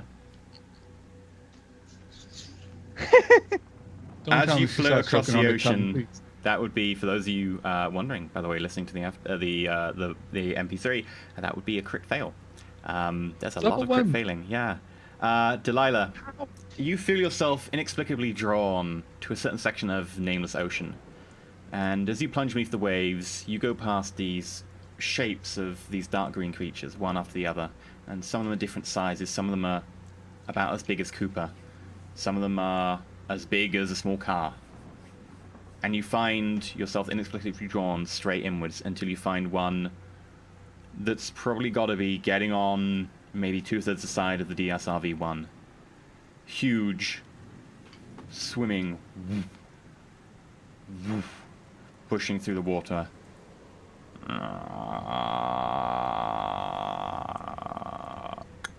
It turns its head to the side and goes.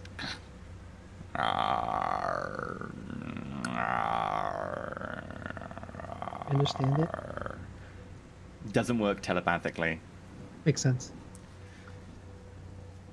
And with that, you feel a gaze upon you. Awesome. On the other end of the line, though, Delilah's body starts fitting. And Delilah, you wake up. The White Walkers have seen her. The marks on her arm. I'd been watching her as she was fitting and growing more concerned when she just starts breathing and seems to come to. I relaxed a little bit, but I cast a glance over to our host, almost as if to see what his reaction is to this. Make me a charisma notice. Okay. Charisma notice.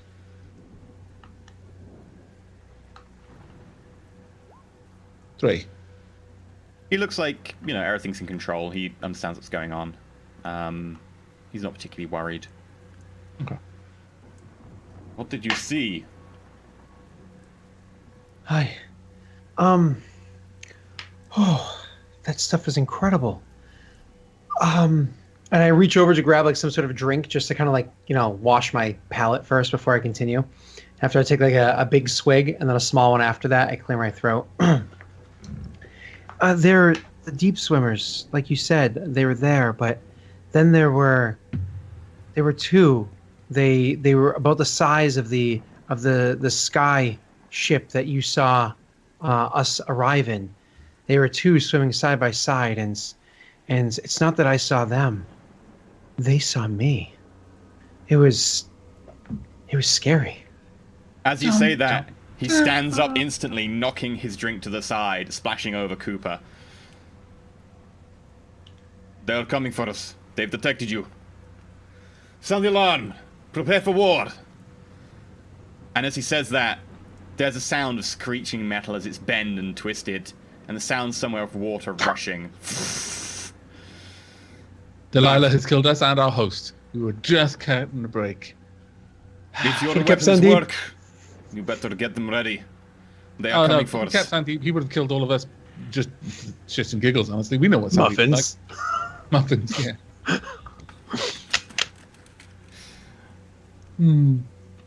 So you say time for war or whatever?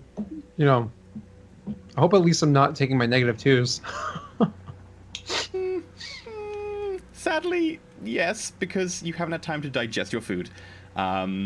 But that's probably when I'd leave it for tonight, because I don't want to get into an entire combat with only 15 minutes left. So, next time, can they fight an entire combat scene underwater with firearms? Hell yeah! I got Donna. Just. Warner. Better off with the bow and arrow there, buddy. Better off with the bow I've and got arrow. plasma clave. I don't use these bullet things. Yeah, my shoot skill's a -2. I mean -4 because I'm starving. This is gonna be awesome. Oh dear. But yeah, thank you very much for coming along. We'll quickly go through where you can catch us and everywhere it is. If you want to go check out our Patreon, by the way, and support the show, that would be absolutely massively appreciated. So, very quickly, Splat, who are you? What are you doing? Where can we find you?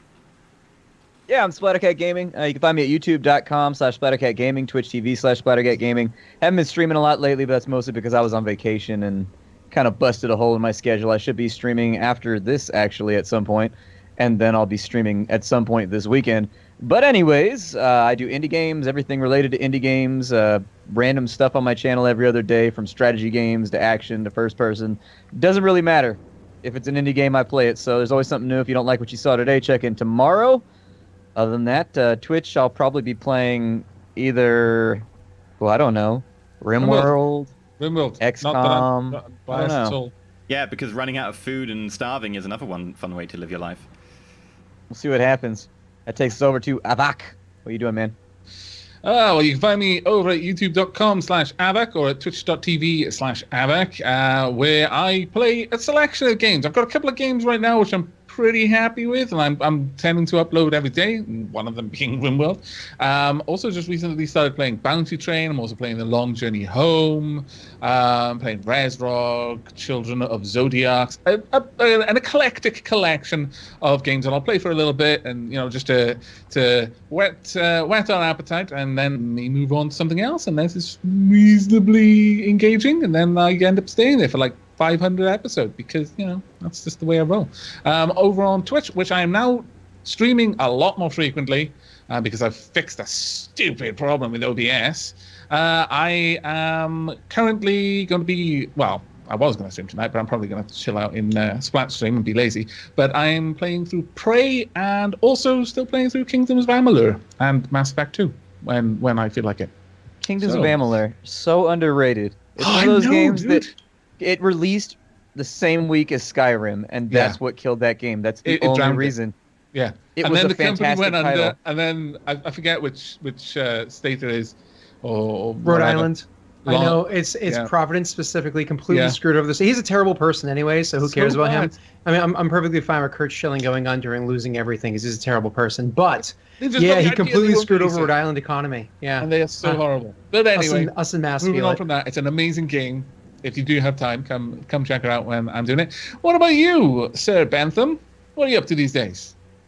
All over on YouTube, I am Mangleport Gaming, and I always have and always will play Factorio. That's my thing. And I'm also at the current time playing Kingdoms and Castles, which just arrived in Beta 3, and that's got some cool stuff about fighting and things. You can have armies and attack them, but my save's just slowly dying because it's been through too many updates, and nothing works anymore, and the raiders don't attack. They just get out their boats, wait, and then get back in their boats and go home. I'm gonna have to ride out and meet them. Too awesome. Yeah, precisely. They're just like, nope. Come back in the boat. Leave. He's built a castle with meet him and meet him that way. And also last week, everyone requested that I pay the fluffy animals tax because everyone else has cats and ferrets and stuff. So on Twitter at Bentham Plays, I posted a thorough selection of pictures of my rabbits. So you can all go look at those. I recognize two of the breeds. Go through the breeds of the rabbits. Tasty. I forget them. It's coarse and with the flintlock. So bad. Hot and pepper.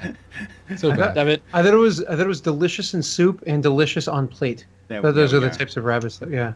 So they're all like mini lion lops. It's like at this point, there's so many different breeds mixed together. There's arguments about whether mini lion lops are a breed. Sure one of them wasn't a lop. I'm fairly certain one of them. One of them wasn't.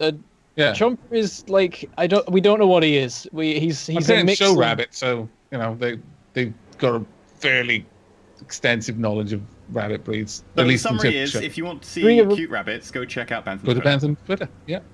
Three of them are breeds, and Chomper is something. He's a mix of lots of stuff. He's something. He's a thing that exists. Beyond that, I cannot tell you anything. And he's the best one. Anyway, Dale Rick, what have you been doing? I actually been playing Mass Effect 1 lately. Again, Avik, I will not spoil anything for you because I know the way it ends. But I'm playing number 1 on the long road to Andromeda and seeing how that game comes out because I have not even played a demo of it yet or anything. Yeah. Listen, I know. But from what I understand, it's because people had high expectations that is viewed poorly. Just the writing is trash.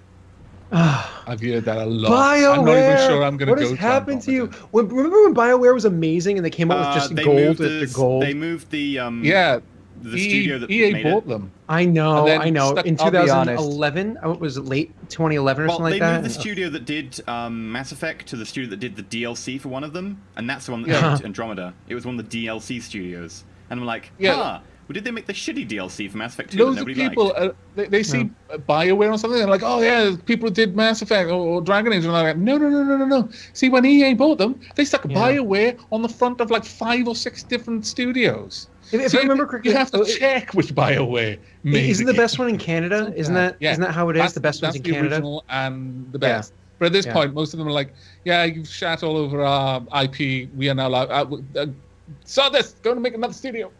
Yeah. I'll be right. honest. Ever since Black Isle became BioWare, they've basically just been making the same game for the last 15 years, and it took a while for people to catch on. But all their games follow the exact same trajectory. You like play the game, you talk to some people. There's like some tragic thing that happened in everybody's history. Everybody's damaged, and then there's always some big bad guy who you can't catch in the first 5 minutes, even though it seems like it'd be really obvious you could catch him in the first 5 minutes. You If get you a just levels like up. rework ever You gotta level ever up. so slightly, you change like the second mission, you could have captured him, but he gets away, and then you got to get factions onto your side and be like, oh, dwarves, come help me. Oh, elves, come help me. Oh, space guys, come help me. You got to make your own little UN. It's the same game every time. I'm pretty sure there was a thing that someone brought out. Sorry, we'll get into you just as angry. Sorry about the derailing this, but there was this for me. there was this weird imager thing, and it went through basically all of the tropes that exist in all BioWare games, and it was like, okay, so this type of character, and then that example of that exact character archetype in every single BioWare RPG that's come out, and it went just through lists of them, and it's like, yeah, they are literally painting by numbers for plots at this point. But it's My okay. God. When they were the original games, it was original. When you were playing like Baldur's Gate or Icewind Dale or whatever, that was fine because it was the original Yeah, but that was Black series. Isle. Yeah. That was Black Isle, wasn't it? Yeah, they weren't BioWare yet back then. Yeah, that's right. It was still Black Isle at the time. Yeah, you're right. What else are you No. up to, Dick? But either way, so yeah, been playing Mass Effect. Let's see. On Tuesday nights, we're playing 5e Dungeons and Dragons over on twitch.tv/Lost Initiative Show. And then after this stream ends at 9 p.m. Eastern Time, so like in 2 hours, I'm going to be playing another 5e game that takes place in Eberron. That's twitch.tv/DaleRickMaster. We're having lots of fun over there. Other than that, you can find me on YouTube, Twitter, DaleRick, all that. It's EE. Come on. You've been making my life miserable. Pimp yourself. That's what I do. That's what I do, man. Hey, I gave you the opportunity to become a psyker. So, don't say I don't give you anything. It's true. It's true. And then you I will follow take that. rolling a crit fail. Yeah. And get everyone Yeah. attacked. That's awesome. Yeah. Yeah. So Delilah's going to end up being a super amazing character or a super She hard lives that flop. long. She's either going to come out like amazing or a hard flop, like a hard flop. Thus far, she's had 0 options to show off her abilities. Yeah. By the way, this is literally the plot of like a Game of Thrones episode we're in right now. Really? Yeah. Yeah, I mean, I'll not spoil it just in case because it was a recent one. So Oh. I mean, I saw the entire series. I don't know what you're referring to. I'll tell you in a minute. Okay. I don't want to say it on stream because someone will have not watched it yet, and They got trash anyway after season 1. I won't say We'll that. talk about off stream. Contentious Anyway, statement there. yeah, so I'm Enter Listening. You can catch me over Lord. at youtube.com/Enter where I post videos, currently posting Hearts of Iron 4 as Austro-Hungary. Managed to reunite Hungary in World War II, which is pretty cool. And planning to go to war. It's pretty cool. Other part I'm doing is another pretty cool game, which is Cold Waters, a submarine simulator set in the Third World War, fighting the Soviets. Kind of going well so far. Looking forward to what the next episode has to play. And I'm also doing that on stream, and I'm actually streaming tomorrow on Twitch. I stream Tuesdays, Thursdays, and Saturdays. And tomorrow, at the same time we normally stream here, I'm streaming tomorrow. And I'll be playing some more of that, continuing a current campaign. I lost a narwhal class in Cold Waters. We got shot. It was bad. We managed to evacuate, and they gave me no boat. So I've now got a Los Angeles class submarine, and hopefully we're getting towards the end of the campaign, and we'll have a fun fight trying to take down some... They must really like you, man. They'd be like, Yeah. hey, I destroyed this $182 million piece of hardware. And they'd be like, oh, well, here's another one. Oh, sweet. I mean, that said, I did have a kill record of something like 130,000 tons of enemy stuff at that stage, so it was probably worth it. But yeah, it wasn't a particularly impressive way to die, sadly, so... Anyway, yeah, so you can check me out over there. There's also Twitter and stuff, which is like there. As for us, we'll be off now. You can, of course, check us over at Patreon, check us over on the Wikia, check us over on the subreddit, and check out our Twitter. And, of course, if you want to see any of our shows, go check out our YouTube channel. Until next time, though, which will be Sunday, playing Shadowrun, which is going to be very interesting considering things have kind of hit the fan, and we're getting a lot of information suddenly. I'm interested to see what happened. Until I might die. What kind of things hit the fan? Excrement. They fought a big bad guy. It seems to be impossible to, actually be killed by him, so they're having trouble killing him, and it's kind of evolving into a slugfest at point blank range. They've got a load of information. They found Jade's mum. Things are going quickly, and they also got a load of exposition. So it's gonna be interesting. But yeah, until then, roll safe. Bye.